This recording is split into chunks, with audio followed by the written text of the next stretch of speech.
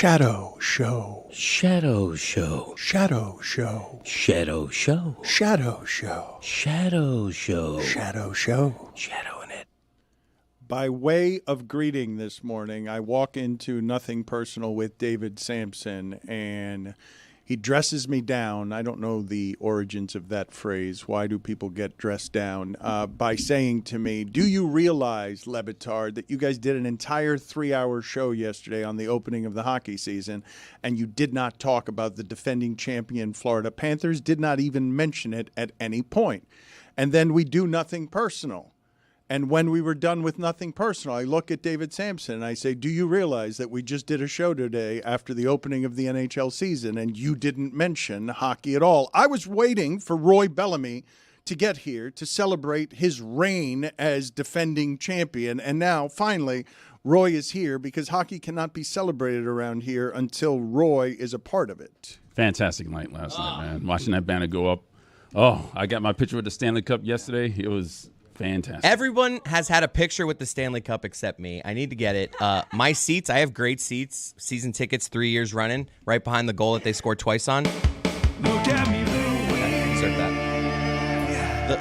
The banner was raised the exact opposite end of the arena, so I had a terrible view of the banner being raised. I saw it for like 10 seconds, and then it was gone. And I was just like, oh, I guess I hope it looks good because I can't see it. Well, the most important thing is the opening 10 seconds that coming out of the box. That's the most important thing.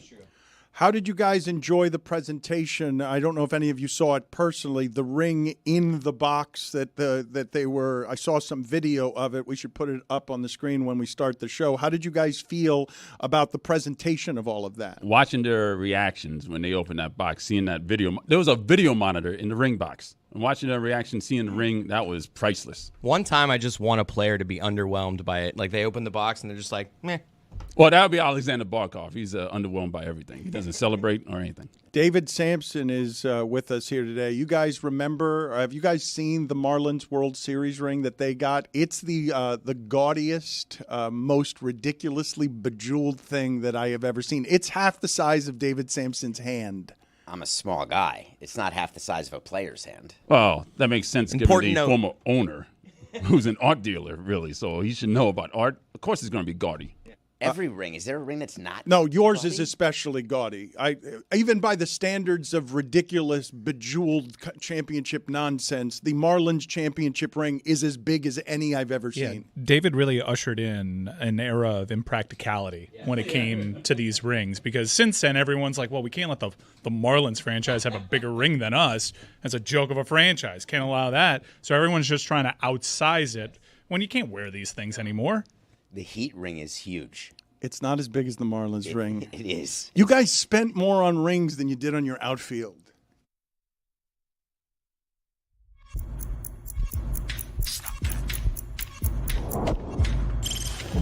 Stop that. Stop that. Stop that. Yeah. I hear him chatting the noise. Move too quick, can't stop for the talking. I hear him chat with the walking. Just too sharp with the prize. White girls let it tell me I'm awesome. Yeah. Hot like fire on the pan. If you wanna touch my please use caution. Cold like 0 degrees. I'm out the cage, gotta let out the beast. Revolutionary, gotta let out the streets. Locked in a cage, I'ma let out the sheets. We came for one man, forget my peace. You take the west side, take on the east. I'ma put him in the cage, never let out the. I hear him chatting the noise. Move too quick, can't stop for the talking. I hear him chat with the boys. Man so tough, but man's keep walking. Yeah, just too sharp with the prize. White girls, let it tell me I'm awesome. Yeah, hot like fire on the pan. If you wanna touch me, please use caution. Stop that. Stop that. Stop that. I am looking at the championship ring of David Sampson. I've never seen a ring that goes over the knuckle. Like that's not something that I've ever noticed before. How much did each of those rings cost? I don't know how many you guys had made. I don't know what they're worth. We didn't give it to every season ticket holder, which the Panthers did, which is amazing. If you're a 30-year season ticket holder, you got a ring. So that's pretty cool. We didn't do that. So we did make a bunch of rings, but not like that. That's the A ring. I don't know if the Panthers had different levels of rings.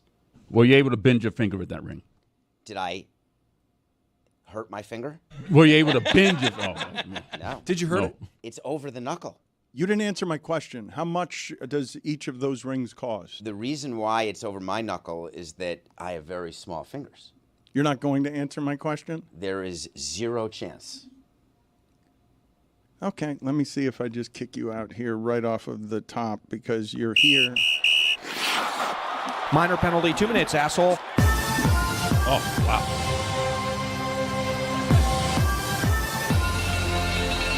You guys are very emotional, I imagine, for Banner Night last night. You again kicked the holy hell out of Boston. You're kind of Boston's daddy now. Boston's got to say the Panthers are daddy. Yeah. The only Banner Night that I remember in the history of South Florida was the Heat winning the title of with Shaquille O'Neal and Dwayne Wade and then losing at home by 40 to Luol Deng when they opened the season. I'm not used to teams just putting a bookmark in the season and continuing the next year with the same feel-good that they already gave you. How magical was that last night?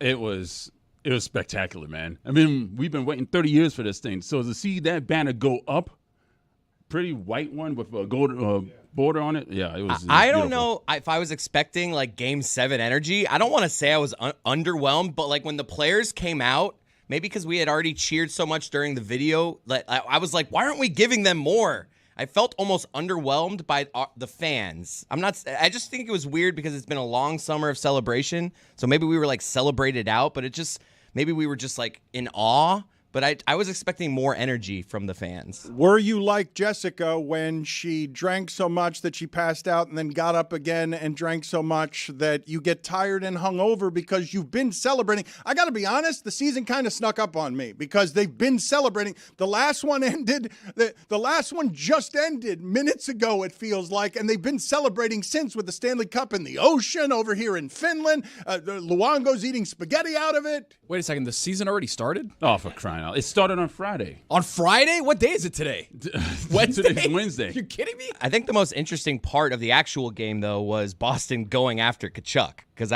obviously in that series, Tkachuk and Pasternak had the infamous fight where, you know, they're thinking that Tkachuk got a few extra shots in. And they just were like, we're going to have penalties. We're going after him. And he didn't give in to them because they wanted to, like, their bruisers went after him. And he basically was like, I'm not fighting you. I'll fight Pasternak, but you can keep getting penalties on me. I'm not fighting you. Yeah, he'll fight Pasternak. That's usually the book on Tkachuk. And in that great Amazon series, he says, I want to be known as the least favorite guy to go up against. So he'll revel in that, but he's not going to fight their bruisers. No way. That's not a winning proposition. Pasta, he'll take that every day. Professional irritant. Tkachuk is the kind of player that you love to have on your team and everybody else hates. But when he's on your side, he is somebody that just irritates everybody else. I think last night was a little weird. Midway through the second period, too, when you realize, okay, we got yet another celebration out of the way, and then you realize, oh, this is just game one. Yeah. You're just 2 months removed from living and dying with every rush up and down the ice. With every face-off having a legacy on the line in your most recent game from being either champions or the team that blew the biggest lead in professional sports history. So it's going to take a while for us to ratchet that back up now that we've been there before. Yeah, but they get off to a huge jump. I mean, it was 4-1 at the end of the first period. Like, they weren't playing around, man. Let's not forget that the Panthers lost 3 out of 4 to end last season. So they really were coming out of a slump here, if you really think about it. Okay. You're saying basically that last night is the Bloody Mary that you have the morning after the hangover. You've had way too much the night before, and now you're just easing into the next day. Hair of the dog. Yep. We needed some hair of the dog. See how this fourth line stuck out, and they did. Oh, Greer, you're sexy. Yeah. Wow. You're sexy, Greer. Yeah, because you get to know these guys, and you become really emotionally invested in guys like Ryan Lomberg and Nick Cousins, guys that, you know, I don't want to besmirch their careers, but they're journeymen. And you work yourself up into a frenzy while they're here and they become icons. Like, how are we going to be able to replace this guy? And you realize you have a pretty good general manager. What you guys really need is some manufactured adversity. And what I've seen so far this NHL preseason is everyone's picking Edmonton to win the Stanley Cup again. No one's giving the Panthers any credit or any chance of repeating. And what you need to do is wear that like a chip on your shoulder and be angry when the season starts. And instead, too complacent, too happy with just one. Edmonton is pretty good, though. Very good. They really had Very a good scary. off-season. Very good. They're the favorite, correct? They're going to be the betting favorite. Overwhelming favorite in terms of like prognosticators picking them. Also in and coming around off the a sport. heater. Yeah, I mean, look, they They won 3 out of the last 4. Yeah. Yeah, that's true. One of the things that I believe that you can get excited about here, because as I mentioned, the Shaquille O'Neal banner night that immediately started the next season with the season failing and flailing because Shaq was gone soon thereafter. We've had a couple of Marlins championships that the team gets traded away immediately after winning the championship. The fact that they signed Carter Verhaeghe for 8 years, that they're telling you right now, no, we're going to keep this core together and we're going to try and build what Tampa built with the Lightning. I just can't help but stop there on Tampa and Lightning because I've been Milton obsessed for the last couple of days. That we're going to do a hurricane relief donation today, hoping that you guys help us help preemptively what it is that's headed toward Tampa. But the Panthers are clearly trying to build what's already been built as a hockey state somehow that wins more than Canada does, because Carter Verhaeghe for 8 years, signing him up, that's not what we're used to, stable management with the Panthers. You talked about the 30 years of season ticket holders. They've lived through nothing but 30 years of instability before now. And the signing bonus is such that his base salary for the first year of the deal is $1 million. You're not used to this being a franchise that people in their primes would go and take a discount for. Some guys older in their careers in years previous would come down here, know that it's the back end of the retirement tour and just want to play golf with their off days. But to have guys like Verhaeghe and Forsling, guys that could really cash in an open market, realize that not only is this a great market to provide all those other things off the field and balance and a little bit more anonymity, but also this is a place where you could put your roots down and win. That's brand new for this franchise. I saw that they are giving the ring to any season ticket holder member that's been with the team for 30 years. If you've been a 30-year season ticket holder, which is probably... Did you not hear David people. Sampson already say that? Too. Oh, no, I didn't. You did? What? You're the executive producer where of the you show. heard You're it. staring right at him. You know what? You can get out of here, too. Like, he just got done saying that. I don't understand how it is that you wouldn't just... Dan, to be We've got a fair, major penalty, 5 minutes. Derailing. I wouldn't... Amazing! I don't know about that, but... What do you mean you don't know about that? There's a lot of stuff going on right now. Okay, can we tell people what the office is like today? There's so many children here. There's so many children here, and we have to be very careful to not use curse words in front of them. Except I know for a fact Chris Cody's daughter has already heard every bad word. There's other children here too. Well, his wife swears like a sailor. It's okay. Oh, whoa. Throwing Christy does under he. the bus. We have to be careful today. There's a lot of moving pieces in this office. School's out.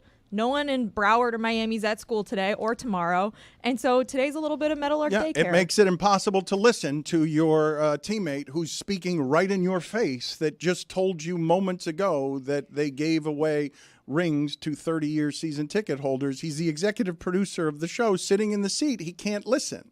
He's like a fighter pilot. He's like David Blatt while in the seat of a fighter plane. Exactly. How rare is it for that to give rings to your 30-year? I've not heard of that before. To somebody. There must be 7 of them. Oh, is that? No, there can't be that many. Oh, I changed my mind then. Is that? Are you making up that? No, No, there can't be many. It can't be many when you consider everything. I was in there. I was in the event, and there were a lot of people in there. Yeah, They how had many? Their fingers sized up and everything. It was, I don't know, maybe close to 150 probably. 150. That's pretty For impressive. 30 years? Yeah.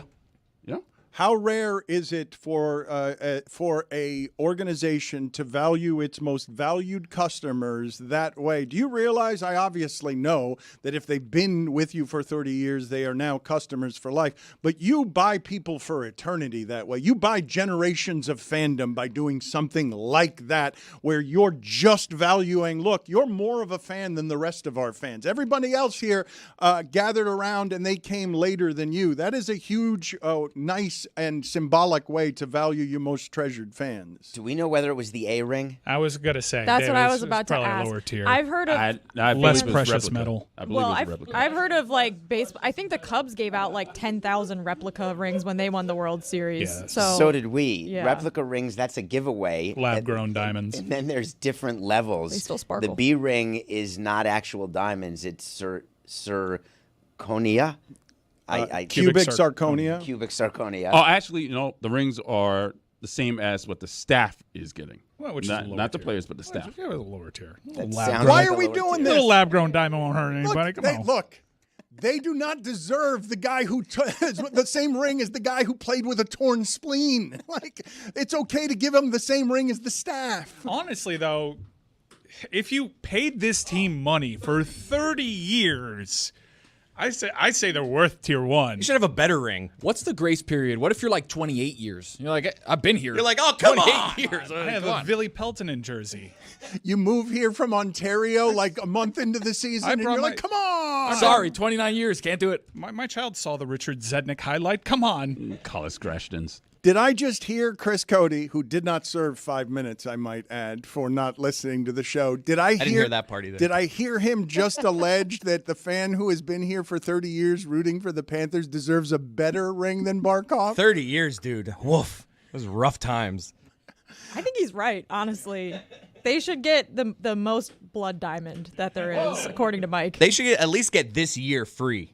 You get the crappier ring, and you just get this next season completely free. Thank you This for is your not 30 years. the general entitlement at Meadowlark. You get a thing that no other team gets, but you want it to be better. You think it should be better than the thing that they got. I may have done the math wrong. Weren't they in the Stanley Cup in 1996? Yes. Yeah. And then the season weren't before. they in the Stanley Cup last year? Yeah. So they've had 3 Stanley Cups. That's once every 10 years. 3 appearances, yes. Yeah. That seems pretty good to me. You're acting as though that they've gone through the worst world for 30 years. Well, they've been in the playoffs 15 We times. sound out like of that the because we know 30. what we're talking about. This franchise has been an embarrassment. You want to highlight, relatively 2 outliers in the history of the franchise. That's fine. They were terrible. They'd be in the conversation right there with the Marlins. It's like worst franchise in sports.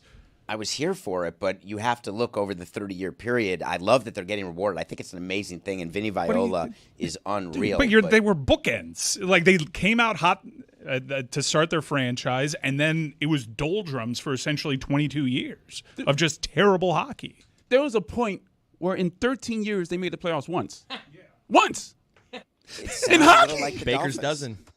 Let's figure out what is the correct success rate here, because David would have you believe when you say, Mike, they're an embarrassment like the Marlins. David would say the Marlins won 2 titles, and it's really hard to win titles. And I don't think that David would look at the Marlins' history and say that that is a history of futility because they've won 2 titles. And when you phrase it the way that he just phrased it, which is 3 Stanley Cup appearances once every 10 years, my guess is on average most teams don't do that most franchises do not get to the Stanley Cup once every 10 years for the entirety of their existence. Okay, let's do it this way. Over the course of their first 29 years, they had 1 Stanley Cup victory. You can't do They had 1 victory in the Stanley Cup over the course of 29 years. If we want to play that game, that sounds crappy. They don't win playoff games. They'd get to the playoffs and not win a single game. They'd get to the playoffs and be swept. They famously went over a decade between series wins in the postseason. I think we can also just examine how the rest of the hockey world views the Florida Panthers and how players in free agency view the Florida Panthers, which is that they don't. Up until recently. Except for now. We have not been able to, and this is the last holdout on this, because Mike and Chris and Roy are Panther fans and have been Panther fans for a long time and have endured all of that losing, but they have not been able to get Miami Tony, Dade County Tony, Hispanic Tony. They have not been able to lure the Hispanic Dade County fan who's all about basketball and football and baseball. And so Tony has to sit here in the middle of what is genuine revelry. We got a banner night in South Florida last night. Genuine joy. I saw the picture of Chris Cody staring in awe in the stands from the seats that he's got that are better than everyone else's and he's had for 3 years as a season ticket holder, staring at the Jumbotron in genuine childlike wonder and awe, and also just generally looking hungry and confused. In the middle. Seriously, there's nothing in this one. I'm looking just up. staring. I'm just a dude looking up. How am I hungry? That's all I'm How do seeing. you see hungry? I there? don't see hunger. Just see a dude Hunger looking for up. another chip. The funny thing is I was hungry. Damn it. Oh. Tony, you have not yet been lured in. You were not lured in. The way that last season ended is as memorable and as magical as any season has ever ended in South Florida, from going up 3-0 to being terrified to winning the last game in the last moments by a goal. That's as wonderful a season conclusion as there's ever been in South Florida. I was super in on that Stanley Cup run. Like when they got to the Stanley Cup, remember I told you guys last year, hey, when they get to a certain point, I'm going to lock in. And then I watched games like 1, 3, 5, but I was locked in on Game 7 for sure because we had a lot of stuff riding on it. Me and the guys at Daily had a lot of things riding on that Game 7, by the way. You're lucky. You should be thanking me because I bet Oilers clearing the way for my jinx to reverse. Thank you, and then Tony. the Panthers you. win the Thank game. you. You should get a Tony. raise. I lost $100. I just bet. I put $100 on the Oilers, and all of a sudden, Panthers win. Is it locked in when Give you're watching Tony a every other ring. game? Thank you. It is not. I think that is. I had something to do that. What the Game 2, Game 4, Game 6? I was doing things. So you night unlocked it. Last night you were watching baseball because that was exciting. Dodgers Pods. It's a good series, man. We will get to baseball later in the show, but when it comes to best endings to a season in South Florida history, there's the Edgar Renteria Game 7. You got the bottom of the inning. You're finishing the season with a hit and a run. That's the best way a season has ever ended in South Florida, right? You don't often get the buzzer beater. You get a victory, but in terms of the tension continuing to escalate, is the way the Panthers season ended in second place, because you went from you're up 3-0, it's tied 3-3, the nation's going to laugh at you, and then at the end you're barely breathing because it's a one-goal game the entire time, and you're terrified throughout the third period. Don't you have to say the Dolphins finishing their undefeated season? I think he's would be just second? going for, I think what Dan is doing, just dramatic finishes, because Renteria hits that ball, Council crosses home, and boom, that is the final act of this entire series, where the final act of the Panthers Stanley Cup win is them freezing the puck for 13 seconds in the corner of the boards. And I don't really remember the final play of the perfect season Super Bowl, but I'm sure it was, just a clock management play. I do remember the LeBron jumper, that late icing That jumper. elbow against jumper. the Spurs. I mean, that was kind of a big moment. Yeah, the game it's was a huge close. bucket. So you're being micro. Like you're thinking about Jordan getting rid of Elo and hitting a series winning What I'm shot. doing is obviously a winner-take-all game, a Game 7 that you win under any circumstances is an enormous game. And you rarely get the buzzer beater of Edgar Renteria has the hit, the game is over, the season is over. There's one team that's a winner forever. There's one team that's a loser forever. I'm going through all the University of Miami championships in my head. They lost one like that. Ohio State has one like that at their expense. But I can't remember something feeling quite like that Panther season ended. And because it ended at the end of a very long season, the hockey season legitimately snuck up on me because it got here. I'm not used to it getting here that fast. Yeah, you've never had such a short off season. These last 2 years, the off seasons for hockey just fly by because generally your seasons have been over in April. That's a lot of time that postseason. It's a lot of time. It's a lot of stress that makes that time really slow down. A lot of alcohol. Yeah, you age so much during the NHL postseason because of just intake. Well, it's only 2 months between the end of the Stanley Cup final and the new season, so it's short already. Yeah. So having the Panthers actually win, I'm not ready to start this season yet. No, you're ready, Roy. Come on, what are we talking about, And Roy? it's not just the Panthers. Quite honestly, I was so happy. We had a full day of puck, a triple header that started at 1:30 p.m. Pacific time in Seattle. It was great. There were how many seats are in the Delta Center for hockey? However many that there are probably just 1,400 people that can actually watch the end-to-end game in Utah. That's going to be such a tricky place for teams to play. But it's amazing to have this sport back. And I would love for Tony to come over to the sport, but I don't think the sport can do much better than it has to win Tony over the last 2 years. It may just not be for him. That's cool. I'm here. No. In June. Tony, don't do it, because they're not going to win the Stanley Cup Finals that many more times. Like, you missed the chance, I think. Don't do it now. I figure I was right on board. It was actually a lot of my doing, actually. The one thing we know is that the Panthers are a less good-looking team because Brandon Montour is now in Seattle. He was playing there yesterday, and damn, he looks good in that God, jersey. he's so good-looking. Man, that's all I have on that.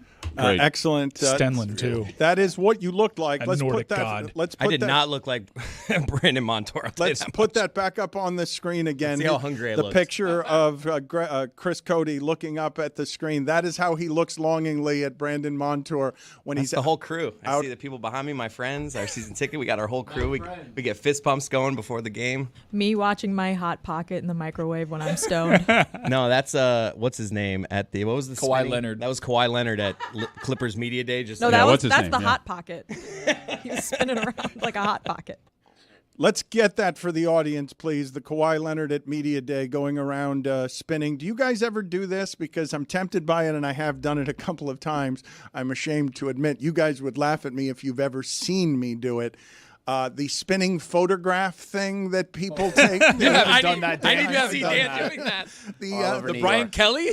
what is it? Yeah, but what is Brian that Kelly. thing called? It's a bit of 360 camera. the 360 camera. That's a bit of a turntable situation that you stand on and you make crazy faces. Is it as you? What are you laughing It's a at? tourist trap on the Understood. streets of New York. I Is love that what calling you it do? the Brian Kelly. It forever changed that 360 camera. Usually it was reserved for red carpets, and then Brian Kelly took the damn thing. Can you guys put up on the screen, please, the ebullience, the general joy of Kawhi Leonard as he spins around? He knows you don't have to keep eye contact, right?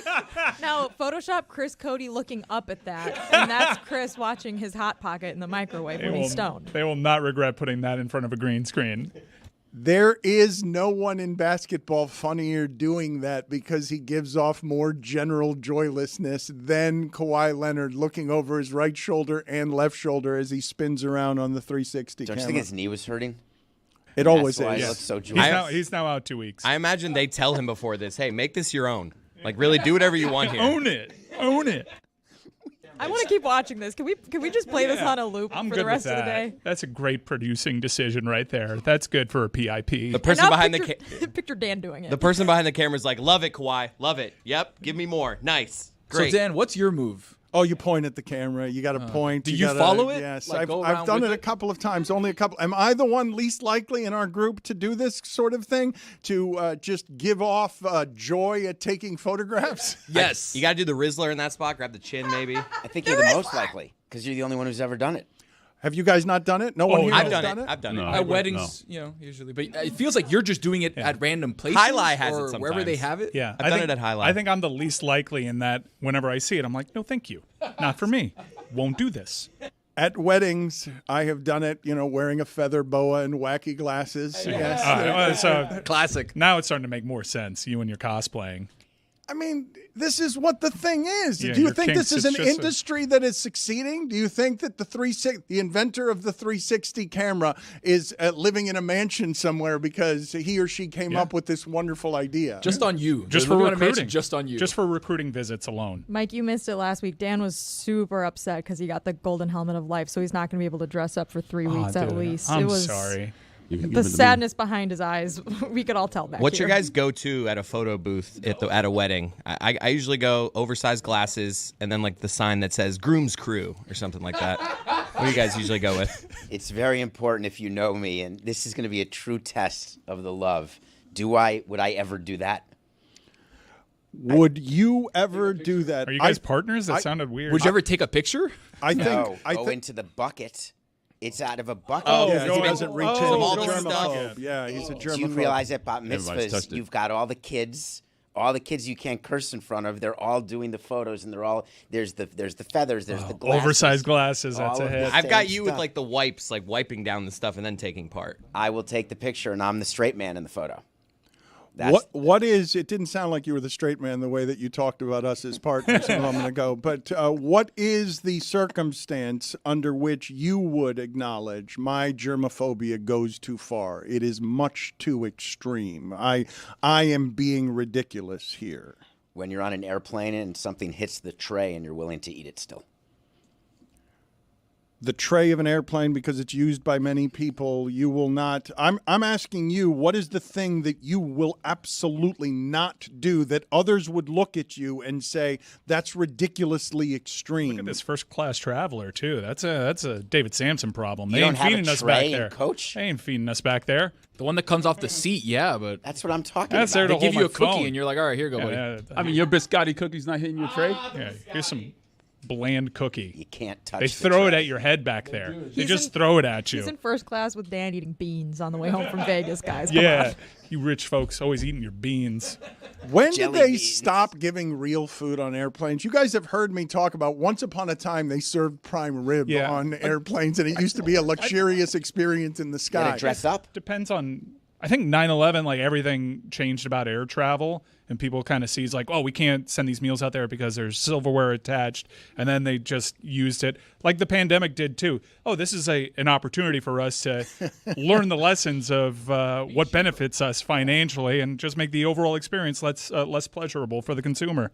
I don't consider myself all that mean, though maybe you do, but there's been something that's brand new that didn't exist throughout the beginning of my whole life, which is I get on a plane now, and about 20% of the time there's an announcement that there's an allergy on board and you can't eat something. So they won't Never heard serve. it. I don't know if any of you That have happens to ever you heard all that. the time. Well, you fly private. No, That doesn't No. happen in commercial. it clearly wouldn't happen. What do you mean there's private. an allergy on the plane? The flight attendant gets on and says we have someone on the plane who's allergic to peanuts. Yeah. So we will not be serving peanuts. And if you brought peanuts or peanut butter, please leave it in your bag. And this happens to you often? I would say it happens 20% of flights I'm on. Wow. 20%. Delta, American. I fly a decent amount. I've heard of it happening, but it's never happened to me. So the question is, how do you react to that? Because I carry peanuts and I carry snacks like that. So I always ask, my first question is, what row are they in? I don't think a peanut allergy is something that someone's going to break out in rash in 16C with because you've got peanuts in first No, class. it can This be. is my view. Some people can have like extremely severe allergies, and if you open it in 16B and then it gets sucked up into the ventilation and it goes back to 22F, they can have a reaction. So they're overly cautious. But here's the thing. You might as well leave the peanuts in your backpack, because think of the chances that they have a reaction and then you have to get your flight diverted. That would be a tremendous pain in the ass just to eat one of the crappiest legumes that we have, the peanut. It is a great point. And when I measure that difference, that's why I need to know the row they're in. Because if they're far away from me, then I'm still eating the peanuts. Put it on the poll, please, at Le Batard Show. Is the peanut the crappiest legume we have? And can you look up for me, please? I don't believe that what you guys are saying is accurate, that a peanut allergy is so bad that someone in 16C, by eating a peanut, can give the allergy to someone who's in first class. I've never heard of such a thing. I'm also learning during this segment. I did not realize the cutthroat commercial cynicism of what Mike Ryan had said, which is that after 9/11, the airlines took that opportunity to not just take away our silverware, but to just cheapen across the board in a way that throws the biscotti cookies at you instead of giving you a proper meal wherever it is that you are. I hadn't even realized that that was the thing that they did. It feels a bit like a shell game on capitalism in which, wait a minute, you took terrorism and you decided to make my cookie crappier. Yeah. That's what they did with the pandemic. Your hotel stay is less clean now. Enjoy. Let us know if you need your shit cleaned. If not, we're not coming. They're not biscottis, though. They're Biscoff cookies. Oh, okay. They don't own the Biscottis? Ravens? Damn it, I cursed. There was one rule today. I didn't hear that part either. Chris Cody makes a lot of. That's not a curse word in my house, if you've heard my wife. She curses like a sailor, I just heard while you were in the penalty box moments ago. Your daughter is wandering around here. We've got a few children. We've got a dog, correct? How many other? I was expecting fewer got a couple people dogs back today. here, but- I was not expecting. I was expecting a skeletal crew today instead of this burgeoning Got a plumpest crew today, Dan. overabundance of talkers. You offered free hotel stays, free food, and bring the whole family. Why would you expect fewer people and not more people? Well, because of Hurricane Milton, I thought people were very worried about traveling in South Florida today. No, I that's think, tomorrow. I for think me. the worry starts in the afternoon. So if we get out of here at a decent time, we should all be okay. But yes, you did offer people to bring their families and stay here, and it appears that some people have taken you up on that Yeah, offer. I was expecting the weather to get bad this afternoon and into the evening, but yet my bowling league is still happening. So I don't know. We're either going to forfeit tonight or drive through some rain. Put on the screen for me, please, what we are now calling the Brian Kelly camera so that we can enjoy that as I tell the people that we're trying to raise some money here for victims of Hurricane Milton and global communities that are in need through World Central Kitchen. It is a great organization. They provide food to the front lines, despite what you may have heard about Asheville, because there is a lot of misinformation out there, some of it being spewed by our former president. There are more than 3,500 people on the ground in and around Asheville, and more than 2 million meals have been given out.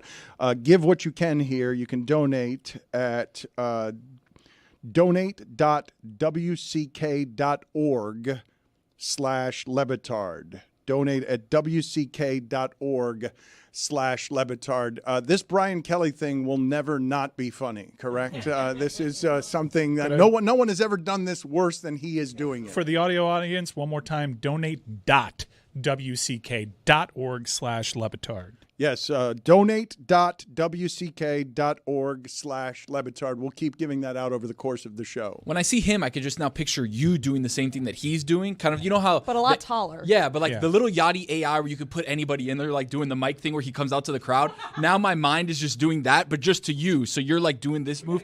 And the Lo Viste, like, back in the day, you guys remember that? Well, Bonnie Pulp used to do Lo Fiction. Viste. Brian Kelly brought it back. What, the Uma Thurman dance? I have it as Uma Thurman. Not, I don't know what that is called. Is that the Watusi back in the 50s? What is the name of the dance? What is the name of the dance that's from the Pulp Fiction. 50s that does? Yes, it's the Pulp Fiction if you're doing it from the 90s. Yeah, but I wasn't around in the 50s. I don't know, but it was invented. It was invented as a dance at a sock hop in the 50s, and it's got a name, and I don't know what the name of. I know you guys are laughing at the Watusi. I don't know what the hell the Watusi is either, but doing the two fingers around the eyes in a way that suggests, like Brian Kelly, that you see me because you're so cool that you can drag like. That's an elf. Dan, you nailed it. It's the Batusi. Well, He said Watusi. Oh, it's the but. Damn it, God, I'm leaving. Yeah, just leave. He's said been damn it, too. unusually bad over the course of these 36 minutes. But can you get me, what the hell is the Batusi? I don't know what the Batusi is. It appears that this is the Watusi, some combination of this, and then like a you little got his step, a shoulders, little bro. shoulder, and then and then Look at that. You get it. Get it? That's the early gritty, Dan. Oh my God. That's a White gritty. people invented the gritty. I still don't know the name of the dance that is the Uma Thurman from Pulp Fiction. That's the name. Batusi. The Batusi. Batusi. It's performed making a horizontal V sign with one's index finger and middle fingers of both hands and drawing them across in front of the eyes. If you're not watching what we're doing, it's how you kind of smear eye black on if you were a baseball player under your eyes is how you would With your do fingers it. I spread? mean, I'm just trying to help people visually. I'm not saying that that's exactly how you would do it, but you've got two fingers spread, and it's a ridiculous dance, and Brian Kelly shouldn't have done it. You guys have me doing that because there isn't a circumstance under which I can imagine myself doing that. Not even Little shimmy shake on the shoulders. The cameras go around like, oh, watch this one. Hey. Watch this one. You have me gathering people around. Yes, the I whole, do. The whole wedding party. Feathered boa. Hey, everybody, gather around. Look what I'm doing. I'm shaking my shoulders, and I'm going to do the Uma Thurman from Pulp Fiction. Do you keep the photos? Put them on your fridge? What do you do with them? You guys keep, yes, my wife does this, but you guys keep calling it the Uma Thurman, and I'm not sure why you're not calling it the John Travolta. Like, I remember John Travolta doing that more than Uma Thurman doing it when they were dancing in the diner in Pulp Fiction. Dan, took two to tango. Uma. In this case, two to Batusi. Oprah. Uma. What? Oh, David Letterman. Yeah, that was he did that at the Oscars. He was trying to compare the two. Uma, Oprah. Man, he did that several times. My day just got made. Without Roy, that would have been rough. Yeah, that would have been a. All you need is one. You're so lucky. I'm not sure it was a Save smooth your landing ass. Hit either. the showers quickly, David. Roy just has the mind of someone who has watched and internalized every single clip that has ever been on television, including every commercial for the last 60 years. You're very lucky he was here today. Yeah, it's David- a useless skill until it's useful. David Sampson, I think, is the record holder around here of saying the thing that all of us just stare at silently in an audio medium. Terrible.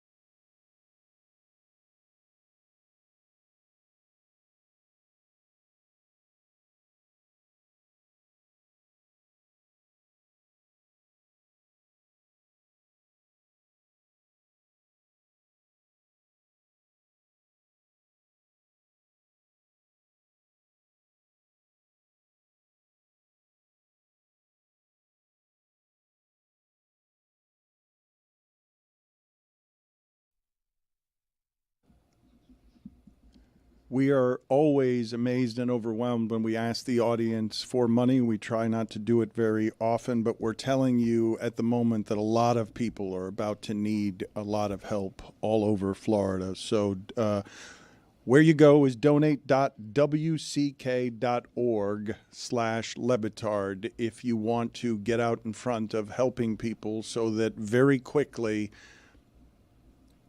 rescuers and workers can get on the ground and help a lot of people who are about to need a lot of help all over South Florida, because I have not seen in my lifetime 12 to 15 feet of storm surge.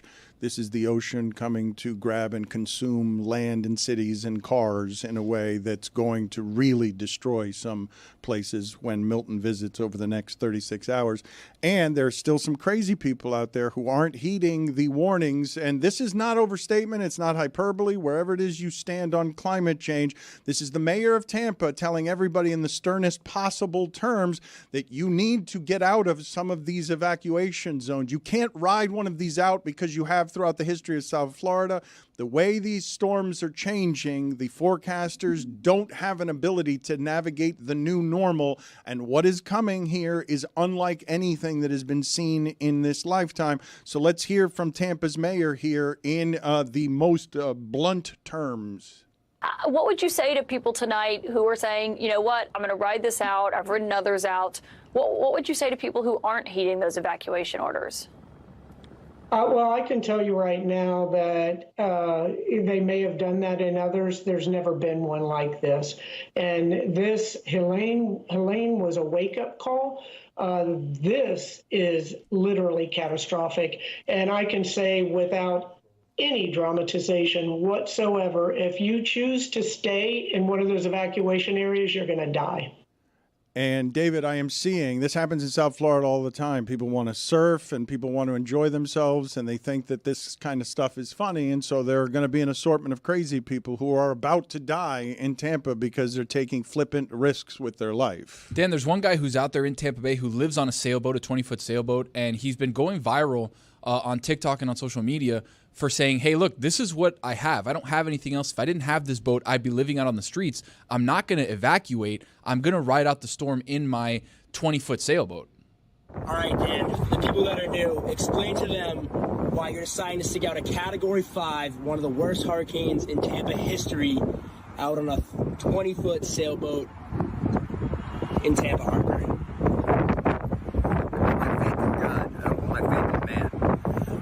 God told me to come out here and get a boat. I came out here and got a boat. And everything that he's been telling me over the last 2 days is I'm doing the right thing. He's got my back. I'm in good shape. I ain't sweating it. We're going to ride this one out. We got set up the way we know what we're doing. And as long as the water just keeps rising, we'll be fine. Will you be wearing a life jacket? Hell no. Are you going to be able to swim if it need be? In circles. Can you swim with one leg or what? Yeah, I can float like a damn champ. But swimming, I just go in circles. So the plan's just to stick it out here? Yeah. I mean, the water's going to come in, it's going to rise. If you're on land, it's going to flood, you're risking drowning. I'm in a boat. The boat goes up with the water. So even if the boat goes up 100 feet in the air, I'm going to be up 100 feet in the air with the water. So it's really the safest place in the world to be is on my boat. And I got room for one more female. So as you can see there, Dan, what is understated in the video is he's only got one leg. So it's hard to get around and make sure that a boat is safe when 15-foot storm surge is coming when you've got one leg. Even with two legs, it's hard to do it, but when you got one leg, it's even harder. The ladies, he's single. And he'll only allow a female in, so no male. It has to be a female. And Lieutenant Dan, wasn't that the giveaway for the one leg? Yeah, just in case for people that weren't watching on video. Mm-hmm. No. I think he's going to make it. I think that many people are flippant about this stuff and aren't really realizing what the new normal is, because the new normal is going to come with some things that don't have precedent. I have told you before that being in South Florida for Hurricane Andrew and after Hurricane Andrew, which was about the same force but much smaller of a hurricane, so it wasn't eating up as much land.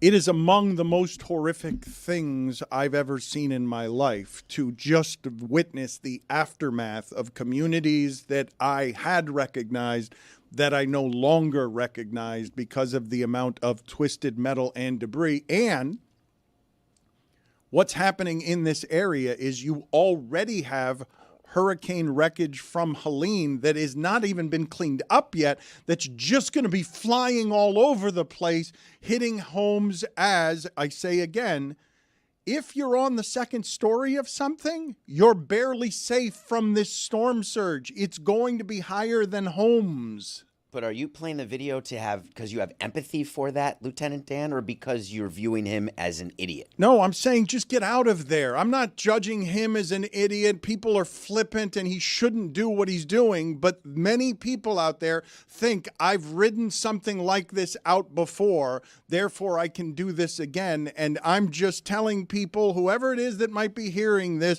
that's not taking it seriously, that it has to be taken the most seriously, because what's coming this way is not something that we've seen before. I want to speak to the notion of that person saying he has nowhere to go. I understand he wants to stay with the one thing that he has in this life, which is his boat. But he has several options to evacuate. Local community leaders establish all sorts of sites where they have very clear messaging on where people can evacuate to. I know that Tropicana Field is going to be stationing some folks, part shelter, part station. So there's a lot of places in that Gulf Coast area that you need to heed the warnings, read the messaging, and take their advice. And he's had days. This is, again, it's not an earthquake. This is not sneaking up on anybody, and he should have taken advantage. It might be sneaking up on people who don't have internet or are not linked up the way to information that the rest of us are. I think the difficult part, too, and I agree with everything Mike's saying, is he was homeless, and then he was able to get the boat. And he's like, if I go back out and evacuate and go to a shelter, my boat gets destroyed, I'm homeless again. They cut off my Social Security checks. I don't have anything other than this boat. But his home is going to be a cemetery is the point. Sure, like you're not going to survive this in a 20-foot sailboat. Like that's not a possible thing. At a certain point, people just stop listening, Dan, and you can't necessarily reason with them. There's that lady, Ruth from Dante's Peak. She wasn't leaving.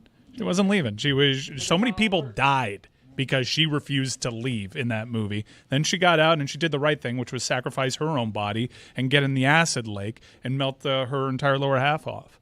What about standing on the beach, deep impact, right at the end? People just don't want to. Hey, watched it this was a destination for me. I live on the water. I'm not leaving here. The couple in Titanic, they just like laid in the bed. Yeah, holding hands. Like, that's actually romantic. Let's just spoon. The lady in Dante's Peak, she was just a problem. And thankfully we can't curse because I'd use the word, and I don't like to use that one. Wow. I have a child. You didn't put your heart into that. You didn't put your heart into Billy Zane. I have a child.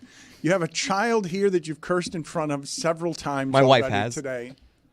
Wasn't this the pilot of the submersible spouse, the great granddaughter of the Titanic couple that died spooning on the Titanic? I couldn't tell if that was like a real thing or an internet thing. No, it was in the New York Times. Really? The failing New York Times. No reason to believe them. That used to mean something. The failing New York Times. Tony's Joe Zagacki has gotten better and better with reps. I wanted to ask you guys about what the Miami Heat are doing with Pat Riley on the court, celebrating a legend while he's still alive in a way that you usually eulogize the sports legends after they've passed. Red Auerbach, the court was named after him in Boston. Pat Riley. And I don't know whose decision this was because Pat Riley's the one with the power to make these decisions. So I don't know if Pat Riley is doing this for himself or whether or not it was somebody else's idea that was brought to him. He's got to approve everything like this, David. So he's got to sign off on everything related to this kind of thing. He didn't bring it to Arison, though. You think he walked in and hey, knock, knock. I'm not saying he brought it to Arison. I'm delighting in the idea of this has to be brought to Pat Riley. And hey, are you okay with the fact that we are celebrating you while you're living in a way that we usually celebrate the dead? I like the idea of the vote being split. And it's, all right, Riley, it's on you. There's 5 of them, right? Yeah, yes. We're 2-2. It is. They do decide these things. There's 5 of them, so let's just make it. Spoelstra's against it. Yep. Oh, yeah, he wants that name Nick eventually. and Mickey are for it. Somehow Andy Ellisberg is against it, and now they come to Pat Riley and they're like, do you want your name on the court? It's like, Dan, we were actually taking that and running with it, thinking we should name something here for you. I was thinking like the refrigerator, maybe. The commissary, Dan Le Batard official commissary. The Dan Le Eating Batard area. eating area. Yes. The The Dan Dan Le Le Batard. Batard best parking spot. The Dan Le Batard feeding area. Yes. I'd vote against all those. You don't want to be associated with that. There's a hierarchy of naming opportunities here at Meadowlark, and I think that it starts with Meadowlark Media. It should be Dan Le Batard Media. Oh, really? That's That's the baggage. name. Rolls right off the It's tongue. a bit wordy, yeah. Baggage. You're advocating for me. We've got a big day today where our trailer is being released on another documentary that we're making. You're saying I should just name the company for myself, change the name of the company from Meadowlark Media to Meadowtard Media. I do not believe that that's a good idea. I like the name how it stands. Thank you. That's a split vote? I would vote no on that. Yes, We're sir. the tiebreakers. I do believe we can go around the room if we like, but I vote no. Is Jessica, is my parking spot a source of contention here at the company because I've got a good parking spot here? No, I don't think it's a source of contention that you have a good parking spot. I think we all agree that you should have a good parking spot. It's more so that we all have really bad parking spots. The vote is split back here, so Ty goes to the skipper. I spent hours doing parking spot allocation at both spring training and the stadium because that is a real thing when it comes to hierarchy in an organization. Who gets the parking spot closest to the elevator? Who gets the parking spot? The players there is a seniority for parking. It really is a thing. You have to have the best spot. When I was younger, I was like, man, I wish one day I could be like a GM of a sports team. I could be just in the numbers, crunching numbers, watching tape, doing all this stuff. And then I realized all those guys are spending hours of time doing parking allocation. Okay. The first time I ever noticed that someone got a chief parking spot in a place was at the University of Miami when Jimmy Johnson coached there, and he would get to pull up to the facility and have the best spot at the athletic department that had his name on it, and God help the people who parked there when he was not there, because that did not end up going well for them. It's daily reminder to the people who work in the parking areas about who can and cannot park, and they check it. You can't even have your spouse come in without calling in security and saying, hey, it's Jimmy here. It's going to be my wife using the spot. They get a picture of the car, too. Yeah, one of the things that I hadn't accounted for when we moved studios, because it's not something that I had thought of, and also it has been unbelievably fast how this has happened in South Florida, where the available land is so consumed with development that the only way and places to build up in South Florida anymore is straight up. And so this parking garage today, because of the storm that's coming and because of the flooding that's coming, is the first time that the person at the front told me, hey, your space might be taken today. Our 36 stories of parking here are all taken. Some of you have to park at Bayside, right? Because we don't have enough parking for everybody that works here inside of this building because there's simply not enough parking in South Florida. I snuck in. It's a dangerous storm even for us, too, especially with the most recent southern jog of this storm. There's a lot of construction going on downtown in this area in particular. This is going to get pretty gusty for us down here in Miami-Dade County, so it's going to be dangerous for a lot of folks. This is really, really eerie because you got to keep on living your life and do your preparations, and you don't really know how bad it's going to be until it gets here, but we've had a lot of big storms that look like they're about to barrel down on Miami-Dade County, and you start realizing that your life may never be the same after this storm. And for a lot of friends that we have closer to where landfall is expected, this is an event that if it hits more densely populated areas like that bay, now it's come down to the point where you're kind of rooting for more southern jogs because those places are just less densely populated. But this is, if it hits that bay the way that it's potentially forecast to, that is an event that changes that area forever, and it essentially starts that city all over again. It's a total reset. Tampa in particular is designed as a bowl, and their only trauma center in the area is right on that bay. It is really, really perceptible to these storms, and they've never really had to had to deal with that because storms generally don't move west to east in that area and get strong enough. This is a very recent thing for the Tampa Bay area to have to deal with. Over the last 3 years, they've dealt with this 3 consecutive years, and I went several decades without ever having them threatened by a storm. Mike, and to your point, Tampa General Hospital sits on the bay of Tampa Bay, right? And they've actually done a lot of stuff to preemptively get ahead of huge storms like this.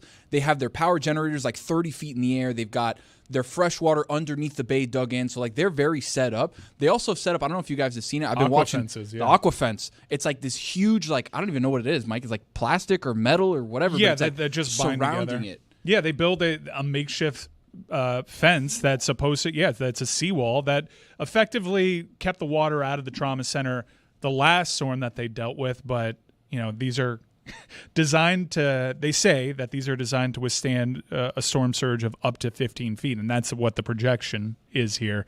And, the thing with the fence, it'll still inevitably get there. It's all about mitigating the damage. It's a really bad scene, real bad scene for Tampa.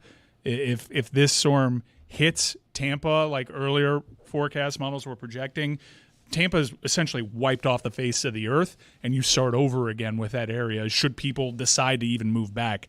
It is a real bad scene potentially. We were just looking at a picture from the International Space Station.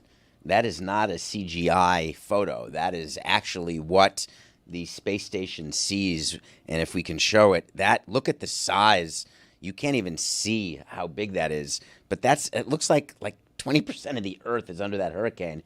And there was video, I don't know if we have it, of the Hurricane Hunter airplane that was flying through it. That's how we get all these readings where you can be emotional about the pressure bars and the measurements. There's like guys who for a living say, here's my plan today. I'm going to get in a plane and I'm going to fly into the storm. You would have no sympathy for them if they died with that job because you're someone who doesn't have sympathy and empathy for people who die doing dangerous things. Spoiler alert, it may be on my new top 5 of top ways that I feel not badly if you die. All right, you have a new top 5. We are telling the people, he did this yesterday, donate.wck.org. It's World Central Kitchen /Le Batard. Donate.wck.org/Le Batard.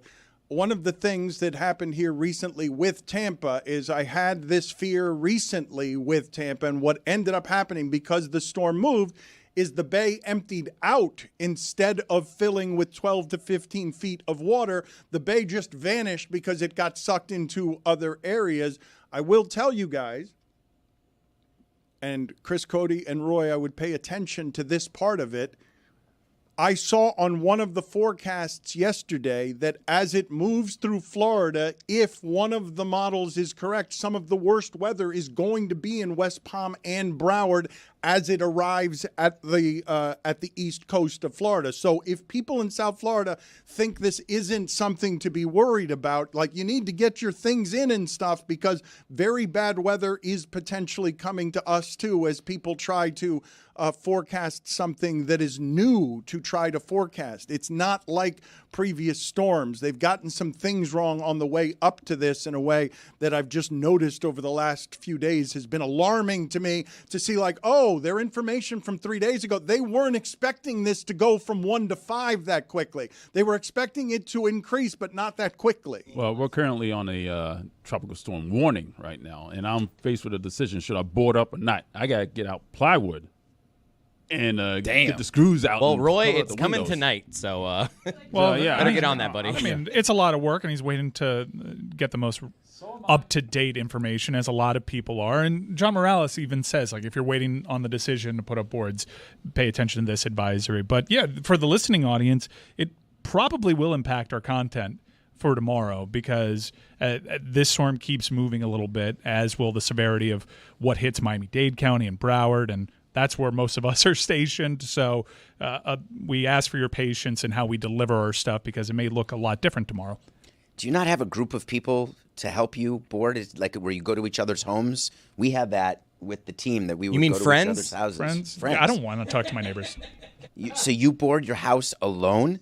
I did last time. Don't you need to start soon if you're going to do it, if you're doing it alone? Well, You I guys got a made couple him of come people. to work today, so. Yeah, that is true. I got a couple of people I can call that can help me out. But, yeah, I mean, I got to make the decision pretty quickly right now. Jessica, no one was made to come to work today. unreal. Like, no one was made to come. Felt obligated to come to work anyone today. can leave whenever it is they want to. I'll see you later. I'll handle. You can go. Like, it's fine. Anybody can go. If you need to board up your house, you should leave and board up your house because it's going to start raining soon, and no one's obligated to work today. Like, I don't want to be the anti-alarmist, but I don't think down here we need to board up. It's more just like flooding. Like, make sure all, like, if you live near a lake, like, put shit down to block the water. But make sure to get your Curse asses again. in the studio tomorrow. That's for Chris. damn Sandbags. sure. Tomorrow, your ass is here. The S word is not a curse word. There, What I is said going it. on is. here? We have a simple sheet of paper which should guide us through the show. The sheet of paper says not to curse, and it's not to curse because Chris's daughter is here, and Chris keeps cursing. So I don't know So what is he to do allowed with to that. then? I mean, it's his daughter's pristine ears that I thought we were protecting here from the calamity of foul words that her father and her grandfather are always using, and furthermore, grandmother as well has a bit of a potty mouth. You don't get this font if it's just Chris's daughter. It does say There's it's gotta the be top of the another sheet. reason. No cursing today is what it says at To the me, top of the it's preparation not 'cause of your sheet. daughter. The F didn't word read it. is the curse word. That's the curse word. Then it would just say no F word. The story from my childhood of my father reprimanding a bunch of children on a soccer field because there was some cursing was my father in his thick accent, and my mother loves telling this story, is saying, "There is nothing to be gained by cursing, not a damn thing." It's a legitimate story, not making it up. He did it. My father did that. I'm not making it up. You can call him and ask him if you want to. He's been complaining recently about the Heat. We got to bring that back. He's been making fun of the Dolphins and been complaining about how little the Heat did this offseason. We need Greg Cody's size font. That's the bottom line. Bolded. It's got to be 40. It's got to be 40. That's the only way Cody is able to actually give us a list of names in the media he likes. I was on a team bus one time for my Christian school, and the coach screamed to the back, "Hey, stop effing cursing." But he said the F word. He did. I want to transition here to something we have not talked about the last couple of weeks, Mike, and it's been confusing to me that we have not talked about it. Lionel Messi scored a couple of goals in 4 minutes upon his return, and since then, all Inter Miami does is win and set records and grab trophies. And Billy was complaining. He was saying nobody's talking about this team locally, and I was saying to Billy, I don't feel like you're talking to enough of the people in this town who speak only Spanish, because there are plenty of people talking about it. I just don't know if they're doing it in English. They are, but I don't think it's gone in terms of because they're behind a paywall, which is a really risky endeavor to do that as you are on board Messi. I think that if you could do it over, you may have a more traditional broadcast partner to get people in the tent, because I don't think MLS was at the point where they could say our league or two of the main competitions, the league play and the league's cup, we're just going to shove that behind a paywall. I think it was a miscalculation. Everybody should have paused until after 2026 when the World Cup is here to see exactly the sustainability of this sport. But to your point, despite it maybe not going as well as planned in terms of national attention on the field, it's certainly working. He showed up, won a competition, gave the club its first trophy. 1 year later, they win the Supporters' Shield, which is how leagues over in Europe and basically everywhere but the United States crown their champions, which is you have the most points by the end of the season, you're a champion. Here in America. Regular season. Yeah, here in America, we decide, hey, let's play some playoffs after that, because that's how we do it in America, Jack. And that's the one that I think even Billy has spoken to. That's how most sports fans are programmed here. The MLS champion is the one that wins the postseason, so that's the one that is going to be held up against him, and they have to win that. But on their way over there, they won the Supporters' Shield, and they have a shot at setting the points record in MLS for a regular season, best regular season ever, which is really impressive when you consider exactly how many injuries they've had to deal with. They have a really deep team and a really good manager that knows how to rotate this talent, because there have been a lot of additional competitions that they've played in, a lot of friendlies. They traveled a bunch in the preseason and make a bunch of money. But this is a really impressive side, arguably the best regular season side, and maybe the points will reflect that by the end of the season, we've ever seen in this sport. And I'd say, that's kind of hitting the ball out of the park. When you ask pie-in-the-sky scenarios of what Messi brings on the field, he's pretty much delivered, and he's delivered in the wake of a lot of injuries, a lot of physical adversity that he's had to deal with. It's crazy to me that he hasn't underachieved. It's even understanding that he's better than most of the people playing. He's at an age and he's got an amount of mileage on his body that he should not be able to dominate this way in this league. And the paywall deal is how Messi got here. There's no other way. So I'm curious, when you consider, you're saying it's 2 years too early. How is that? Because I know Apple stepped up to the plate late in the proceedings. I know from my reporting that the discussions were happening with Messi and Inter Miami before Apple entered the equation. Apple was a nice supplement to it. Does the deal not happen because of Apple? Who's to say? Well, maybe I'm one to say. I think that Messi shows up at that time. It's just Apple afforded him all these additional things, his documentary. It allows him to really fast track his empire here in North America, which was part of his end game. It ended up sweetening the pot, but I think the pot might have still been plenty sweet without Apple. When you have the season that they've had, though, it sounds like it's MLS Cup or bust. Bad season if they don't win the MLS Cup? I think it's MLS Cup or bust just in the eyes of this show. Because that, for whatever reason, that's all Billy thinks you can win in this league. Sampson says there's winner and everyone else is a loser. That there can only be not in soccer one success. There's a million different ways to win in soccer. There's a million different cups and that. But I'm just saying, if you set the record for best regular season ever, you can't have an early exit in the playoffs. In America, they say do it in the postseason, which is weird because you could hold up and say, well, he won a knockout-style tournament against not just MLS teams, but Liga MX, and it'll just be la, la, la, la. The measurements are always interesting to me because Aaron Judge right now has a higher strikeout rate in the postseason than any player ever. We all know that Aaron Judge is great, but the postseason samples are so small and goals are so hard to come by in soccer that it is really hard to be the best of the best in small samples when you have this randomness of you have to be the one in 4 at-bats who hits a home run or 2 home runs. You have to be the one who scores a goal when there might not be that many goals, and it's really hard to score goals. But when you talk about how streaming has changed a bunch of different things, including sports, I wanted to ask you something about Apple. Brad Pitt and George Clooney have a movie right now that only exists on Apple. When those two people make a movie together at any time in my lifetime, it's a giant movie that everyone is seeing because those two people are in it. It's Wolves is the name of it. I don't know why they named it instead of Wolves, Wolves. But I don't hear anyone talking about this movie because I don't hear people talking about most of what it is that Apple's making behind a paywall because it's not one of the popular ones or the most popular ones, even as they spend, it seems to me, more money than anybody but Netflix and Disney. When there's 2 wolves, it's wolves, not wolves. I thought any plural of a wolf was wolves. I thought Mr. and Mrs. Wolves? For the Eli Wolf family? It's their last name. I didn't think that it was W-U-L-F. I think that it's W-O-L-F. So I thought it was a wolf, as in the animal, not that their names are. You're telling me their last name of both characters It's what they do. So therefore, you haven't seen the movie, is my guess. I have not seen the movie. It can't be wolves. I'm looking at the character names and the cast on IMDb. Doesn't say Wolves as the last name. It also says that they're 2 fixers. And if you remember Pulp Fiction, they're the wolves. They're wolves. They're the wolves. The wolves. Yes. Apple spent more than all the other streamers, I think, combined initially to seed their content slate, and they've announced a ton of rollbacks to that because the subscription base kind of dictated it for them. But I think you're burying the lead here when talking about Apple TV and Messi and George Clooney and Brad Pitt is Sugar Season 2 got greenlit. Yeah, it did. Against all odds. This amazing TV series that now I'm all in on. That takes the hardest left turn in the history of television. Episode 6. What if they never go back and talk about what happened in episode 6? And they just keep it noir? They just keep it noir. At this point, we're back? Because of Colin Farrell's commitment to the character, I'm in no matter what. Wow. And the other thing is Bad Monkey's season ends this week, and then next week, Today. Shrinking.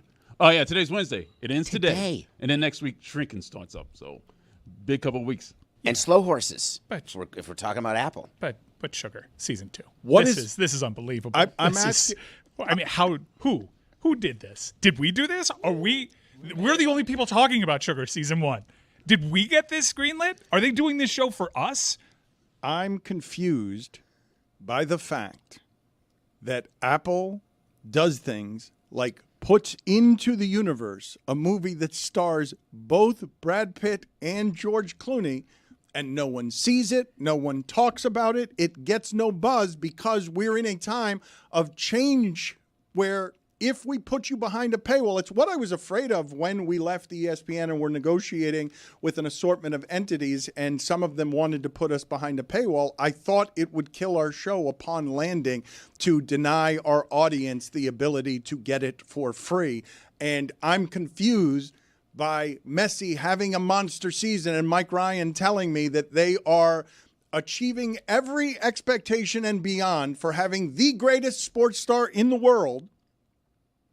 And even locally, it's got less buzz than you would think anything of this kind would have in a market that loves and supports soccer and has so many Hispanics in it that love Messi enough to just be around his house because he's got a level of fame that's unheard of in sports, and people are less inclined to be a part of it because it's behind a paywall. The other thing about Apple TV is this must be a promotion thing because they're pretty notorious for not promoting their stuff.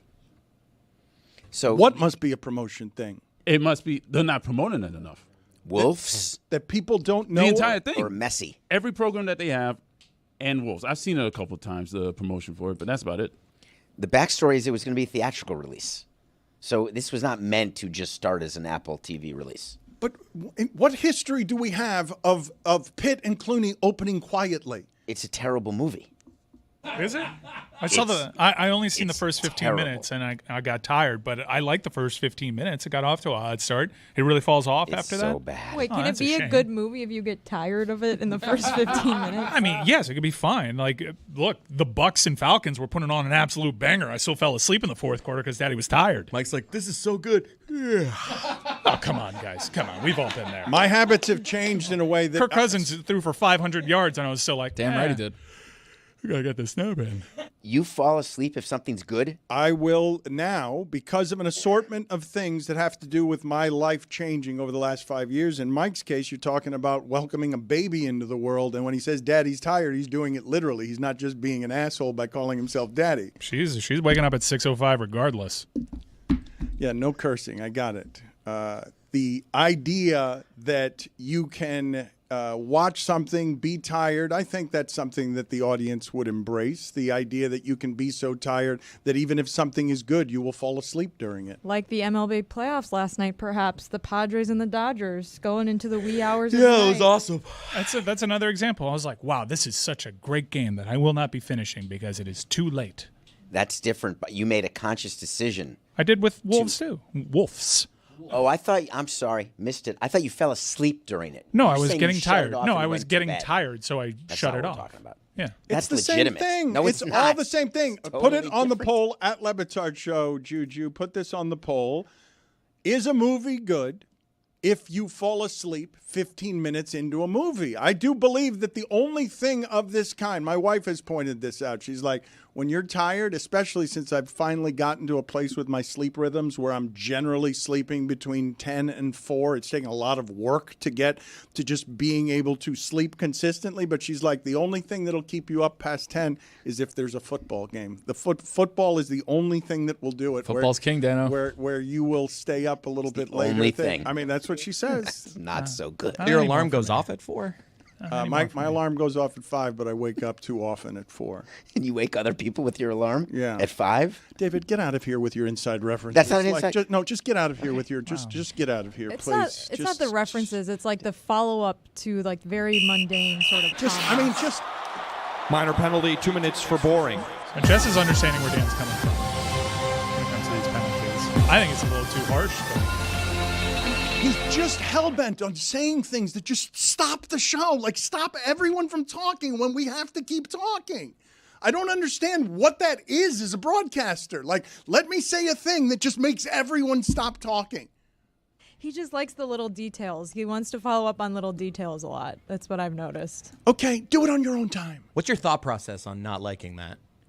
He just made a reference, okay, because he knows that my alarm woke up my wife the other day as I was trying to prepare for doing nothing personal with him. It's a joke that only he understands. I don't understand why he would make it. Was it a reference or a joke, though? I don't even know what the hell it was. What was your thought process as he said it?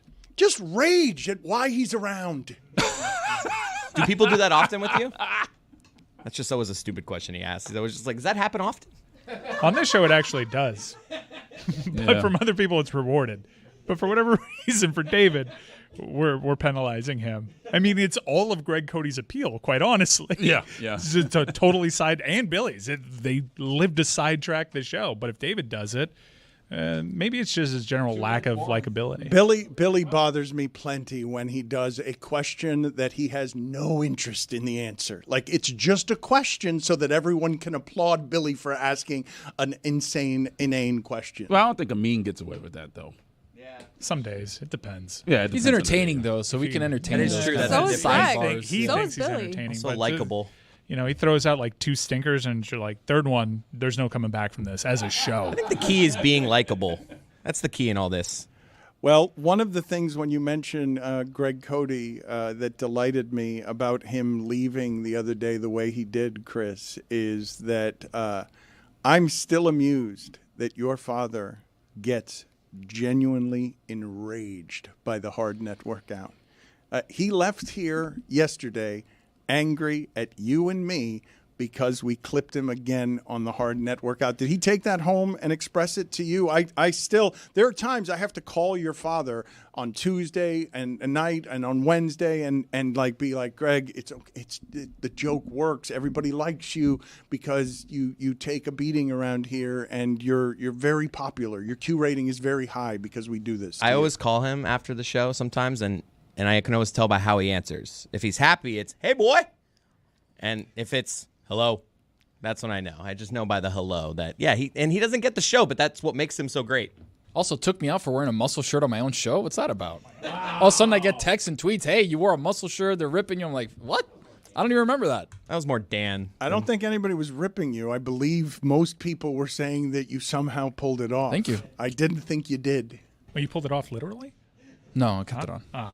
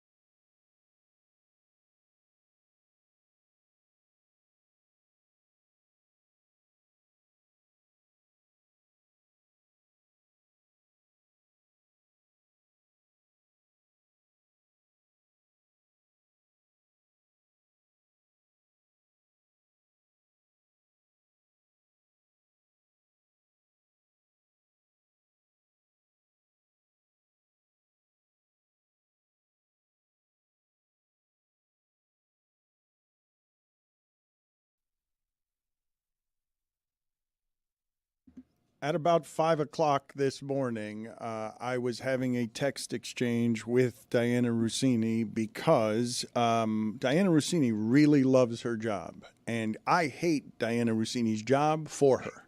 On her behalf, I hate that she was on with us, and we were all enjoying ourselves yesterday. We were doing top 5 ways that David Sampson will have no sympathy for you if you die.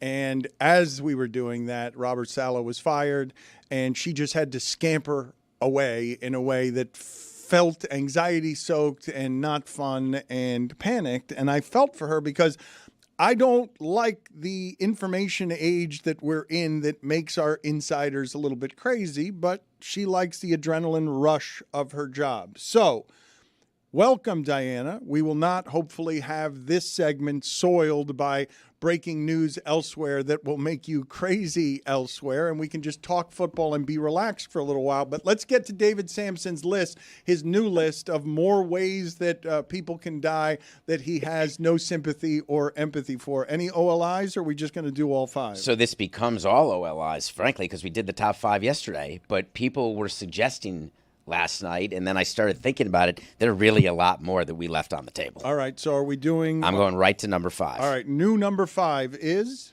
Celebrity race car driving. You're Keanu Reeves, and you're going to crash, and you're going to die like he's in Parenthood. I'm not going to feel badly for you. Number 4. Sailboat guy in the hurricane. Can't be in a sailboat during a hurricane. Number 3. This came from one of your listeners, and it happens in Miami. The 90-mile-per-hour motorcycle guys who weave in and out of traffic. Not my problem if you go flying. That's actually a pretty good one. I've thought that before when Yeah. someone scares me speeding by me. I'm like, what are you doing? You got And he pops a wheelie. No, what are you doing? Don't feel badly. Number 2. Sorry, folks, but the Hurricane Hunter co-pilots, not the ones who are flying the plane.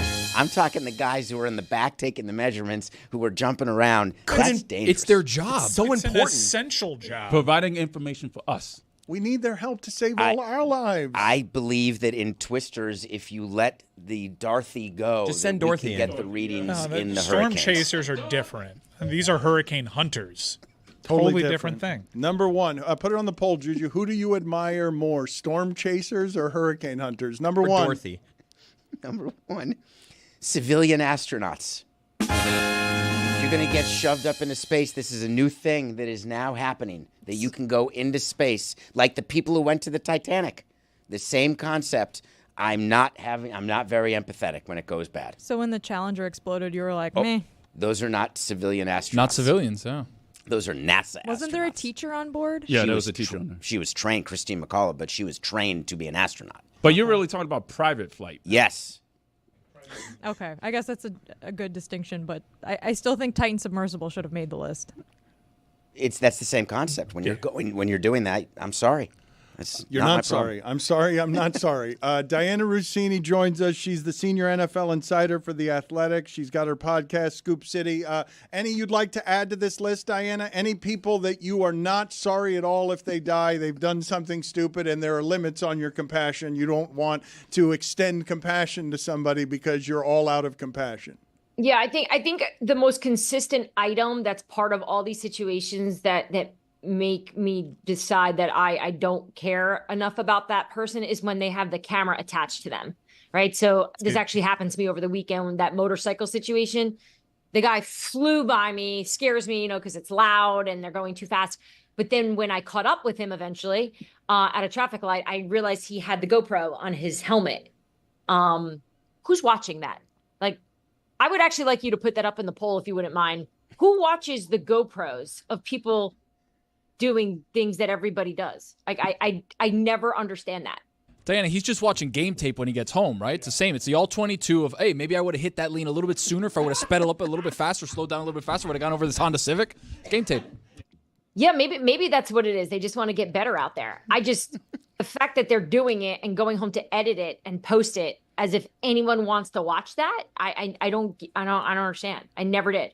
Diana, how many teams in the sport are punching themselves in the face because the architecture of where it is they find value made this offseason value the third receiver more than Derrick Henry for 1 year, $9 million? Dallas Cowboys are certainly doing it. It's so interesting you say that though, Dan, because going back to free agency, when we all knew Derrick Henry was going to be on the market, he didn't have some wild amount of teams interested. He definitely had some teams talking with his side, but I remember even talking to him on the record about what was going on, and it kind of was assumed it was going to be Baltimore the whole time. They just needed to try to get to a number that they thought was fair. So I actually think Baltimore went into it not even giving him a lot of money. It turned out that he wound up getting a pretty good deal. But yeah, there's certainly regret. And look, the Tennessee Titans now are struggling as you're seeing, as they're trying to rebuild what they are. They were Derrick Henry, but now with Brian Callahan there, they're trying to be more of a Bengals type offense. But that being said, it's got to be tough to be a Titans fan knowing that just watching Derek Carr on the Ravens, it feels unfair. It's like a superpower that they don't even need. Diana, I'm still reeling from the Jets decision and what Woody Johnson, my background is with front offices. Woody Johnson is going out of his way to let it be known that Aaron Rodgers had nothing to do with this. He's going so far out of his way that it almost feels like overcompensation. And he said that he actually met with Aaron Rodgers Monday, and coincidentally, nothing came up about the head coach. And I will tell you, in 18 years, I never once met with a player where the manager did not come up or the GM did not come up every time. So is Woody just full of it here? Yeah, David, do you find in just your time in your career that the PR of teams is actually the biggest issue? It's not even the decision making. It's who, like, why are you doing this? Who advised you, Woody, to say this way? We all know what's going on. We all know that Aaron Rodgers has all the juice in that building. We all know that this is his ship that everybody is on, and he's the captain of it. Nothing has changed in terms of Aaron Rodgers' power. Now, based on the conversations I was having yesterday, I was told that Aaron knew Woody was contemplating it, but never said, "Are you okay if I fire Robert Saleh tomorrow?" That he walked in the building, everyone with power there, people in the front office, the GM, team president, people associated with Woody Johnson were aware that he was not happy and he could make a move. Even Saleh was aware that he could make a move. No one really thought he'd do it, though. So when we talk about the shock of it yesterday, I think the shock was not only from the fan base and the media and obviously me specifically on camera, but people in that building were shocked just because they knew that Woody wanted to give Saleh a pretty long leash here to see what he could do with Aaron Rodgers, since he didn't get that opportunity to do it last year. But 5 games was enough for him. So you think all those statements were written after the firing? Because my experience is we write the statements before the firing. Are you asking me about, do I think the Jets did it like in the process that would make a lot of sense? No, I don't think the Jets did the process the right way. I think this is hard because you have an owner who wants to be great. He says the right things in terms of the winning, and he made a good move, in my opinion, to get Aaron Rodgers in that building. But I think the amount of power and control they allowed Aaron Rodgers to have throughout this is what has become the biggest issue here. And I think Saleh dealt with that a lot. They both claim they have a strong relationship. I actually think it's fine. I don't think it's tremendous amount of respect from a space of like, I think you're the best coach I've ever had. I think it was, look, we can make this work. Saleh was very open to listening to Aaron because he was told, like, Aaron, this guy knows how to win. He's a 3-time MVP. He's got a Super Bowl. He understands culture. He understands how to make this offense go. But obviously we've seen the problems that they've had. And they're not making changes with Nathaniel Hackett in terms of moving on from him. He's on this coaching staff. He's not going anywhere. We'll just see if they decide to take the play calling away from him, because that's something Saleh wanted to do. Saleh was looking to make some changes there, but he wasn't able to do it before he got whacked. I was going to actually ask you about that because there were reports that he was going to take play calling away from Hackett, and then Woody Johnson beat him to the punch and was like, actually, you're fired. So is that true? Can you confirm that that's the case, and maybe that's what precipitated the firing when it happened? And also, Diana, can you give us some of the details that you had in your athletic story that most people did not have on some of the things that happened here?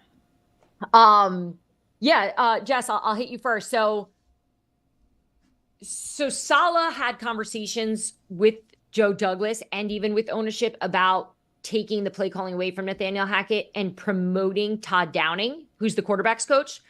And the reason why Todd Downing is respected, I know just from an offensive side of it in New York, has to do with his ability to connect with the players, his understanding of what they want to do, what Aaron wants to do. But also there's a connection there. You have Tony Dews, the running back coach, and Keith Carter, the offensive line coach. They all coached together in Tennessee. So there's a shared understanding of what they're trying to do. Nathaniel Hackett was kind of the one on the outside there of that group.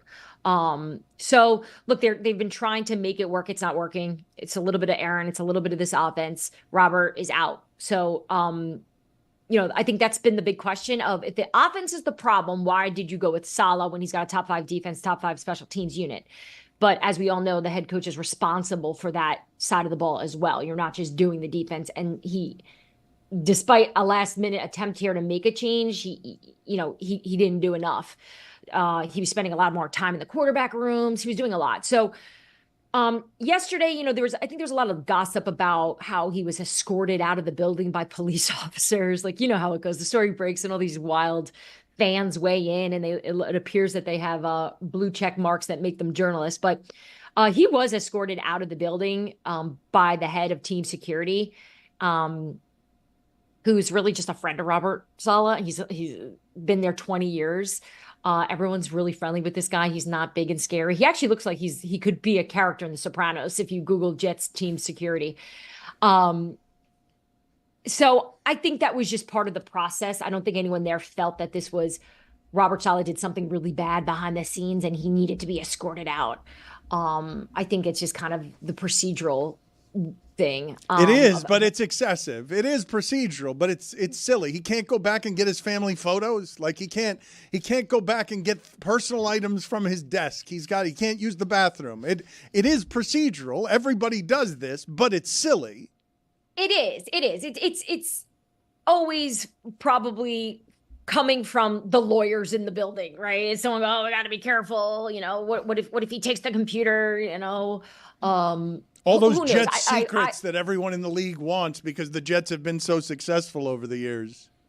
It's funny. I was trying to think of times where I've spoken to coaches while they're getting escorted out or they're texting with me or whatever it goes, and I don't ever recall being on the phone or texting with a coach who was like, "Hey, hit you back in 20. Want to clean the office out?"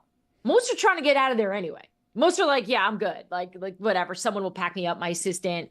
Because at that point, you don't really want to do this whole big sad story of walking around the building like, with your hoodie up. I just got fired. So it's fine. I talked to Robert Saleh yesterday. It's funny. Look at me, Louise. No, she's a reporter, and she talked to Robert Saleh yesterday. That's not fair to do that. And get a female one, please. I want to look at me, Louise. You were saying, Diana? This entire segment is a damn look at me, Louisa. I like that. That's even better. Look at me, Louisa is better. Yeah, Louisa is better than Louise. I have PTSD so bad right now, by the way. Hold on. Wow, breaking news, Dano. The NFL never stops. A massive blockbuster trade we're looking at from Adam Schefter. Devontae Adams has been moved to the Kansas City Chiefs. This didn't just happen again. This did not just happen to her again. This did not happen again. Is it happening? You're joking. I'm not. I almost just threw up. If you didn't. No, here's the thing, Greg. If you said, or who said that? Was that Tony? Chris? Sorry. Tony, it's okay. No, it was Greg. That's Tony. Oh, hey, Greg. I hate all of you. I didn't do anything. If you said Jets or Saints, You got me. But as soon as you said Chiefs, I chilled out. Damn it, Tony! I said you should have gone with the Saints, Tony. We're just kidding. We're just Like kidding. the back of my neck. Okay, so yesterday all right, you guys shame me on national television or wherever this is. Everyone was messaging yesterday. That's our slogan in Meadowlark on national television or wherever Wherever this the hell is. you guys are.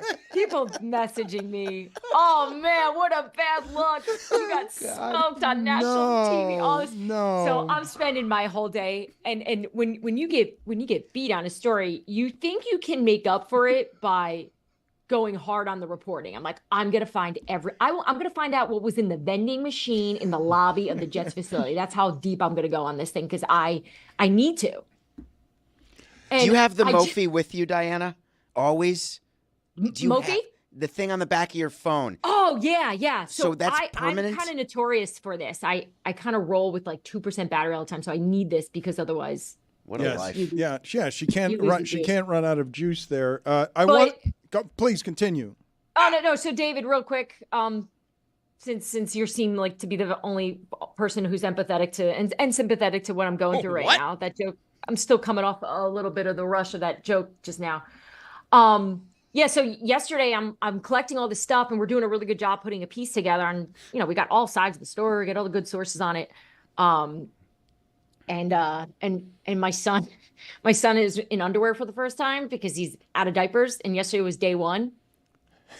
And I'm on the phone with somebody that I'm taking very good notes on, and I need this person. They're very important in my story. And my little guy, the 1-year-old, is hysterically crying because he could smell the accident that just happened because my son he's learning. So I know we joke all the time that there's a lot of balance to this, but I'm telling you, it's like clockwork.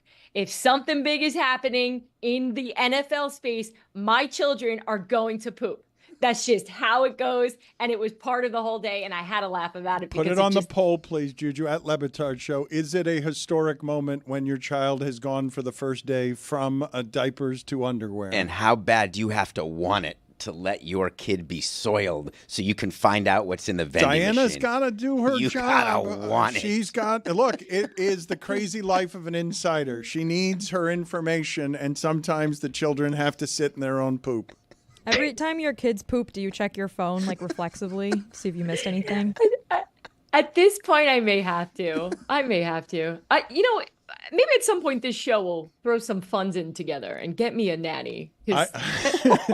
I will ask a question here about Mike Silver. Mike Silver is a longtime reporter, and I felt bad for him today because the 49ers are 2-3, and people are saying that something is off in San Francisco. This part's weird, okay? Kyle Shanahan has now lost 18 games when he leads by 10 or more points. In the history of the 49ers, second place there is Bill Walsh, has lost 8 of those. Losing 18 games when you're up 10 plus is a weird stat, but Mike Silver is reporting the following. 3 players have told Mike Silver that, quote, things are weird in San Francisco. Dynamite reporting. I love that.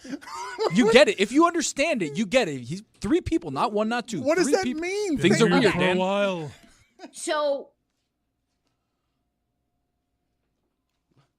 can you guys get me? Sorry. You're good. Turn my mic off. So something, I've been in locker rooms with Mike Silver. I don't think I've ever seen anyone work a locker room like that guy. And look, he's great. One of the best sports writers. I read everything he writes. So when he gets people to say the weird thing, it's because it is weird. San Francisco has been weird all summer. The vibes there are bizarre, right? Because of the injuries, because of the Trent Williams holdout, because of the Brandon Ayuk situation, the trade. There's so much weird. So I do find that I find it funny that the locker room is saying it that way because that is the truth. That is what's happening there. I mean, one of their players got shot. It's been a weird year. They had to Forgot that hold out. part. Ayuk's catching passes between trees, thinking that that's good enough. It's been their best players on the cover of Madden, and no one really knows if he's ever going to play again effectively. Like I saw a clip of Bomani and Mina Kimes wondering aloud if McCaffrey's career might actually be finished because of this injury. So yeah. Weird is one way to put it. Also, they don't play in San Francisco. It's like way out there. 3 players say things are weird, but is it as weird as something that Tony and I are in agreement on? The Chiefs can't keep getting away with this. They're not. They can't keep Dan, getting away with this. They're not going to get away with it. I'm putting my name on that. They're not going to keep getting away with this. Your number 1 guy goes down. You trade for another guy, he's done. Kelsey, okay, he's, whatever. We'll see about that. That's good analysis. You get it, right? Like, they're feeding him now because they don't have anybody else. Xavier right. Worthy, good, not 11 targets a game, good. Weird. The defense, not great. Everything kind of pedestrian, except they lead the league in one column. They have Patrick Mahomes. Calls from the official. Oh. And their defense is kind of great. You just said why I don't think they're weird. Okay, so they knew that the defense is the reason why they won the Super Bowl last year. Like, they straight up admitted it. They're like, yeah, Steve Spagnuolo is the reason why we're here. Chris Jones is the reason why we were able to do it. They did not want this year to be the year that they have to rely on the defense again. And we saw what they did in the offseason and even in camp, what they did through the draft. Everything I was hearing coming out was Rashee Rice is unbelievable. He's really taken a turn in terms of improvement. Mahomes' trust is improved. And obviously he's out for the year. So what are they going to do? They're going to poke around before the trade deadline. Definitely. I don't think they're getting Devontae Adams. That's not going to work. But I think they're going to try to find an answer. And so I think they can. I have 100% confidence that they can figure out a way to win the way this is right now. I don't have as much concerns as you guys seem to. Tony, you had her. If you had gone Jets, if you had gone Saints, you had her. But I wanted something from it to come out from left field. That's the thing. Yeah. Maybe something that she wasn't in on that somebody else had gotten close. in on. We'll try next week. Diana, thank you for being on with us. We appreciate the time as always. Get back to Pampers filled with poop. I just feel like I jumped out of a plane without a parachute. So there's a way to die. No sympathy. No sympathy for the person who does that. Thank you, Diana. I want to get to a story here with Samson because I'm enjoying the baseball playoffs, and I'm confused by Chris Cody's contention that the Mets are lovable little underdogs now after being a ridiculously overpaid team that underachieved at the beginning of the year. But a lot of people are feeling this way about the Mets because they've done something that has surprised us. We would have expected it perhaps before the season, but they started so slow that the best thing in sports is a surprise, and they have surprised us recently. And the most surprising thing about what they've done is they've resurrected the McDonald's character, the Grimace. They have given the Grimace a fame that, or it's just Grimace. It's not the Grimace. Which Correct. one is it? It should be the Grimace, actually. Yeah, it's Grimace. Okay. What do you want it to be? No, that's fine. It's Grimace. Hamburger. But the purple thing that is now riding the subways and is their unofficial. I thought Mr. and Mrs. Met were their mascot, but it seems like Grimace has replaced them. It's a temporary thing. I love Grimace going on the 7 train with Mets fans because you know there's someone coming home from work on that train that's like, what the hell is this? What's going on right now? For the audio audience, it's Grimace jumping on a subway and just jumping around with a bunch of Mets fans. The Grimace. Gross and smelly. Grimace isn't their mascot, Dan. Grimace is their good luck charm. Grimace threw out the first pitch, and then they went on a seven people's game mascot. winning streak, and then they ended up having a very good record in July, which is how they ended up in the position to make it to the playoffs. And they hosted their first playoff game since 2015 yesterday at Citi Field. So Grimace naturally had to be in attendance, and several other Grimaces also were in the stands. I read reports that 2 of them were smooching a little bit on the Jumbotron, which I wish I had. Mr. and Mrs. Grimaces. Doesn't Hawk Tua girl deserve a little credit here too? Didn't she throw out a pitch and people were upset? I remember he was our gas bag of the week. He was like, Hawk Tua girl and Grimace. They've had a good record. Hawk Tua girl not getting enough credit here. Is that what you think? She's gotten enough credit. She's at 18 minutes and counting. No, fame? She is one of the top podcasts in the country. Her time has not yet run out. It is she's somehow still going strong. I'm so interested to see if she snags the exclusive with Kamala at some point later in this election cycle. But Chris, I don't know if they actually won that game, so I don't know how much credit she should or should not be getting. But Grimace rightfully getting a lot of credit. There's also, of course, the Lucky Pumpkin. The Mets are Seymour Wiener, of course. They're running up the score on gimmicks right now to try to get them through this playoffs, and so far it's actually working. That's a lot to go up against if you're an opposing team. They just have all the off-field stuff that needs to come together for a magical run. Phillies just have Bryce Harper's hair. And $300 million payroll. Oh, and the fact that Can we Castellanos always hits a home mention run. that? Oh, we can't. That guy cannot hit a home run this week. Samson and I were talking on Nothing Personal here about whether you can have multiple teams of destiny, because there are plenty. The Tigers feel just as destined as the Mets do. The Mets don't get to, just because they've got Grimace, get to be more of a team of destiny than the Tigers. But let's check in with Sal Licata here. This is the angriest you will ever hear anyone about Grimace or mascots in general. The Mets finally are playing well. They go on a winning streak. They've won 5 in a row. Hottest team in baseball, 8 of 10, whatever it may be. Yep. And yet you've got some knuckleheads on social media and elsewhere giving, of all people, credit for this run, Grimace, that fat McDonald's mascot. That's who's going to get, the Grimace Mets. I even saw Zoo tweet about this. Oh, the Grimace Mets. And it's not just him. Everybody's doing the same. Oh, the Mets are 5-0 since Grimace threw out the first pitch. That's really what we're talking about? Like, the Mets are actually playing well. They've won 5 in a row, and it's because Grimace threw out the first pitch. He's got good scout report. Scouts like him. This is what I mean. Like, it's such like minor league stuff. Yeah, exactly. You know what I mean? Can you imagine it being with the Yankees? 5-tool player. Yeah, one thing about Grimace, I think he could have stole some bags on the Yankees last night. Yeah, even him, right, off Trevino. But come on, you know what I mean? I know what you mean. The Grimace Mets. Yeah. Okay. I think Sal colors his beard. Whoa. There's a lot of great baseball action. And if you want to catch it, there's only one place to go. Not your TV, silly. You want to be there. You want to see all the grimaces. Why don't you go to the Game Time app? Yeah. New customers, you get a special deal, $20 off your first purchase by using the promo code DAN. That is promo code DAN. You get panoramic seat views. With a click of a button, you get all-in pricing, all up front, so there are no surprises at checkout. And you get the Game Time low price guarantee. They will match any price that you find out there in the secondary market and even go beyond that. Next level customer service. What time is it, Chris Cody? Game time. Dan, Oh, wow. on the other side of town at MSG, the Knicks were having a celebrity and alumni basketball game. Who's who? Oh, my God. They had the real star of New York City playing there last night. Forget Grimace. The Rizzler was in attendance at MSG. Who's the Rizzler? What's the Rizzler? Who's the Rizzler? You fool! David, Who is the Rizzler? Can you believe that David doesn't know who the Rizzler is? Who is the Rizzler, and why are we talking about the Rizzler?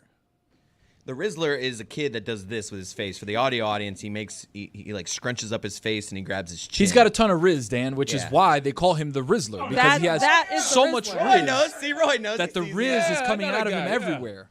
That's the I mean, we're Look, Sam showing knows. you the Rizzler. See, look at this He's world with that your we're buddy. look at this world we're living in. Where the Rizzler's front of cam and Vinny from the Jersey Shore just in the background. We're not even paying attention to him.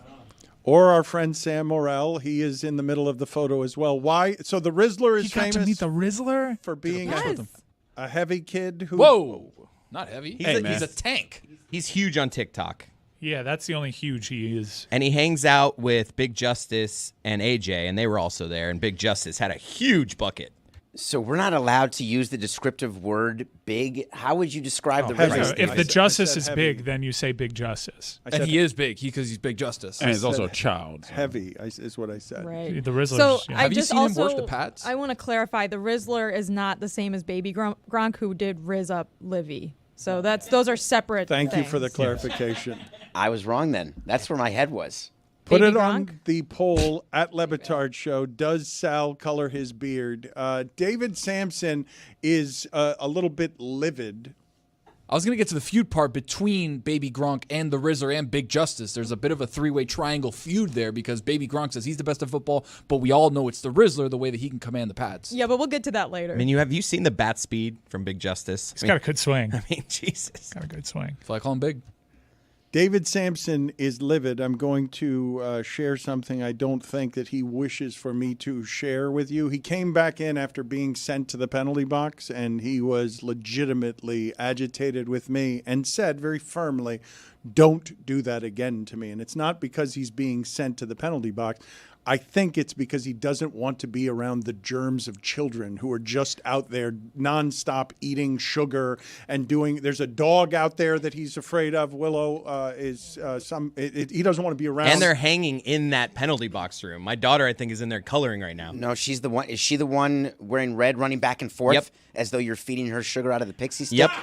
Okay, first of all, you cannot sugar shame anyone, David. And second of all, I'm not running around like a chicken without my head. It's like mayhem out there. There's no room for anyone to do work. Obviously, there's no work to be done. But the fact is that Willow is the best behaved non-adult in the room. Wow. The kids are out of their minds. I'm offended I'm not going out there again. I also will back you up on the kids getting people sick thing, because I was with a baby a few weekends ago and everyone's like, oh, the baby got her flu shot and she's like a little sniffly. And I was like, oh, that baby's sick. And they're blowing snot out of that baby's nose left and right with that little snot machine thing. And sure enough, the next morning I woke up and I felt like ass. That baby got me sick like this. That's how it happens. Those kids are disease vectors. This entire thing is a petri dish of disgustingness. And I actually was trying to figure out, I have Coca out there, and I'm asking him. You have Coke out there? Coca. Oh. Coca. No, there may be out there, given the behavior of everyone. I'm asking Coca for an escape plan. I need an escape plan after the show because I can't walk through that. I should have brought Moncala because my daughter is a Moncala prodigy, and she'd whoop any. I'm telling you, my daughter will whoop anyone's ass in Moncala. I don't know what that is. What is it's that? like Come on, you guys know it's a game that has all the grooves, and you take the marbles and you put them in all the different grooves. Really? That would have kept her attention. I should have brought that game. Put it on the poll, please, Juju, at Le Batard Show. Are kids disease vectors? David Sampson is a germaphobe. This is a legitimate thing. And kids are illness-spewing machines. And I do think that he is genuinely uncomfortable. I will tell you that he was at my home the other day, and I had to leave for a second to go get something. And when I came back, Samson was fear on his face because I had left him alone with my dog, and he thought my dog was going to eat him. He was the dog was staring at me. He was legitimately afraid. So the fact that Willow is the least afraid, the thing that he's least afraid of out there, suggests to me that he really does look at children and see only sickness and disease. And Willow came in like a bat out of HE double hockey sticks this morning. Did you see that? Sprinted in. That's called a dog being happy to see you. Oh, no, it wasn't. It went right to the food square. Where, by the way, the kids keep going back and forth, too. The Le Batard eating area. David, so you want Coca to create an escape plan for you like a president that's just been shot at? Except I'm not going to do any waving, and I'm not going to yell, fight, fight. I'm going to yell, elevator, elevator.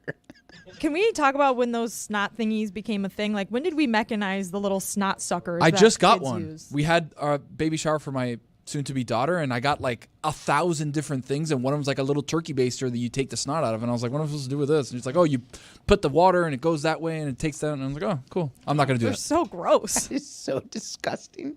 What about a tissue? Well, they're babies. They don't can't- know how to blow their Yeah. nose, so you got to like suck out the mucus for them. It's so gross. Ugh, How many God. kids do you have? Do you not know this? They can't blow their own nose. No, that's my question. Like, what did you do for your kids? Because my parents didn't have a mechanical snot blower thing. You have 3 kids. I went to a baseball game for my kids. He missed their entire childhood. I mean, it's a bad Makes sense that question. you don't know about this. Like, My you don't kids- know that babies can't blow their own nose. There was only You're one gonna try to thing that I reason was with good it? at. Come on. If that's stuck in there, blow your nose. They don't know English.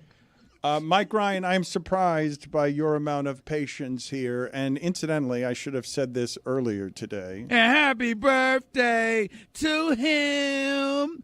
I don't care. Good luck.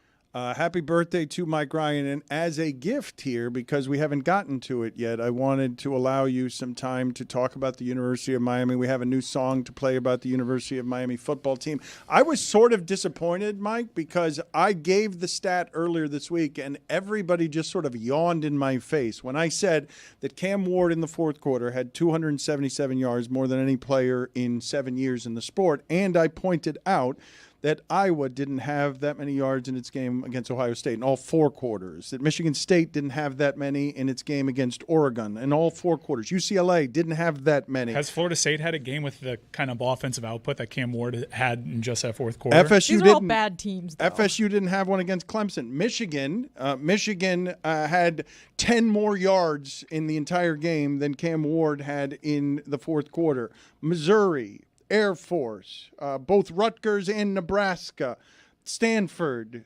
Duke, all of them had fewer yards for 4 quarters than Cam Ward had in a single quarter. He's leading the sport in yards. He's leading the sport in touchdowns. You can say right now there is no bigger star in the sport. You said it. I don't think that there's a bigger star in the sport right now. Shador has national campaigns and Travis Hunter. But those are the Ryan names Williams. right there. Cam Ward is a huge sensation within the sport. If you watch the local Panthers broadcast after the Panthers scored the first goal, people were doing the Cam Ward celebration, which a bunch of opposing players love to do when things are going well, and then they cease doing by the time the clock hits 000. It's been a weird week because I've been made to feel bad about Miami just getting over the line against the likes of Virginia Tech and Cal. And I guess because these are ACC schools, people are convinced they're bad. That Cal, that's not a good win because you came back against them. We don't care that they won at Auburn because Auburn's bad. But we'll count that as a good win if Oklahoma does it at Auburn. So it's just whatever. If people think that Miami's strength of schedule is weak because Miami is beating these teams, like you want to hold up Miami is beating a ranked team. Well, Florida would be ranked if Florida beat Miami. They didn't. Virginia Tech might be ranked if they beat Miami. They didn't. Cal most certainly would be ranked if they beat Miami. They did not. So I think these are ultimately good wins because these are good teams that usually would beat certainly a Miami, but beat other good teams on nights that they don't have their best game. I think Miami is a good team. I think that what you've seen in the last 2 games in those 4th quarters is an incredible quarterback that will not let the turnovers get him down. And I'm really excited because those are really special moments in what is shaping up to be a big-time season for this program.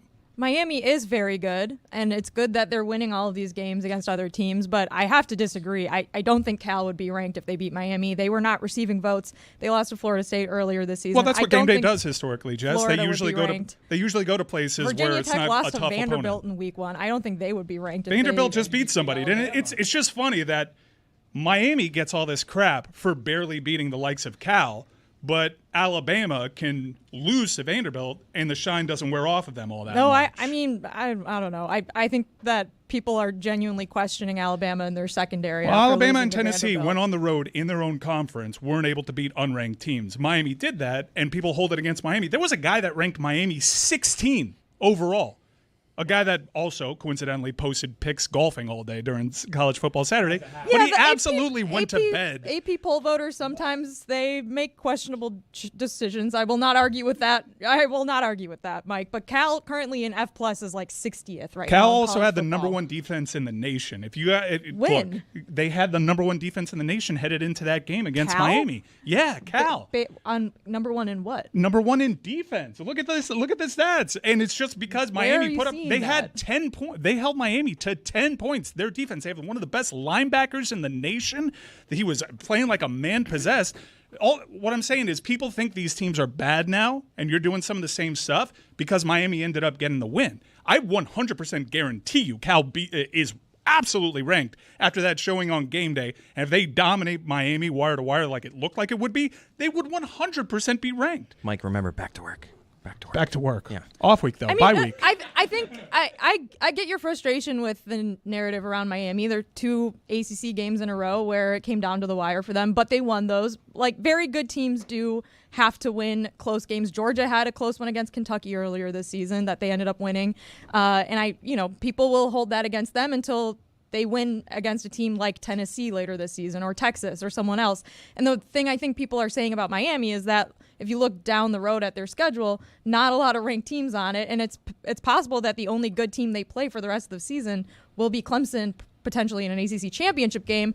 Obviously, I think Louisville's pretty good. They'll give them a good fight, but You can't, the thing about Alabama is that Alabama's going to get several chances throughout the rest of their regular season and potentially an SEC championship game to beat more top 10 teams. Miami's not going to get that chance. No doubt. And again, my frustration is that they're not ranked victories because Miami's having the goal to win these games. But you want to talk about Alabama's schedule and Tennessee's schedule and not being compared. Like, they just lost the unranked games. They just went on the road and lost. You're ranked in the top 10, and a lot of them aren't. Yeah.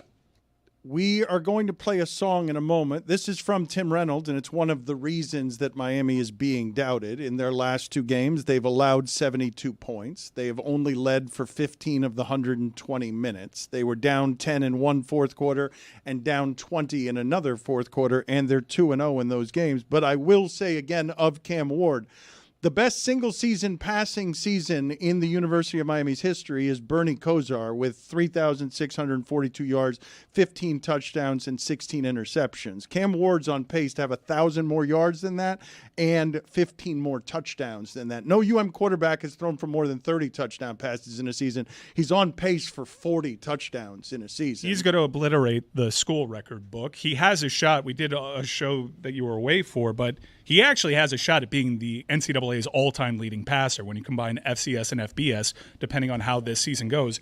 Not only that, how comfortable are you with this? Xavier Restrepo, by a wide margin, is going to be Miami's most prolific wide receiver in school history. I think he's only something like 200 yards away from the receiving record at the school. He's going to Let me make you blow feel that better, away. Mike.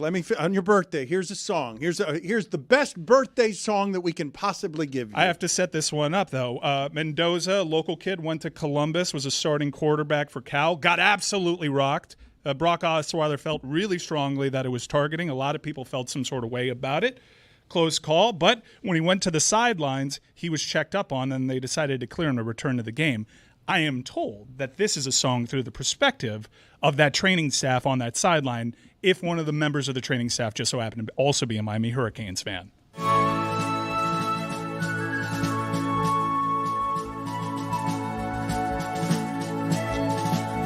Can you hear the dog Fernando?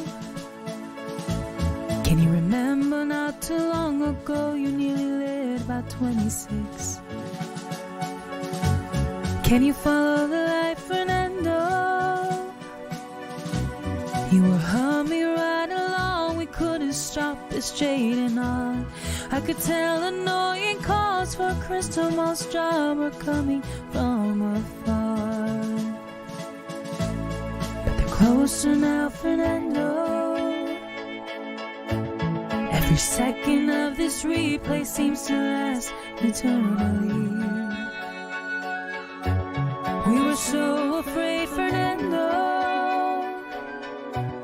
We were firmly in the top 10 and thought we could crack the top 5. And I'm not ashamed to say the referee's announcement almost made me cry. You first got hit in the shoulder pad. It's not that bad, Fernando. The rest have sided with the you see. No targeting, Fernando. It's history, play, what can you do? There's no regret. If they had to bruise your brain again, they would, my friend, Fernando. We really hope there'll be no CTE.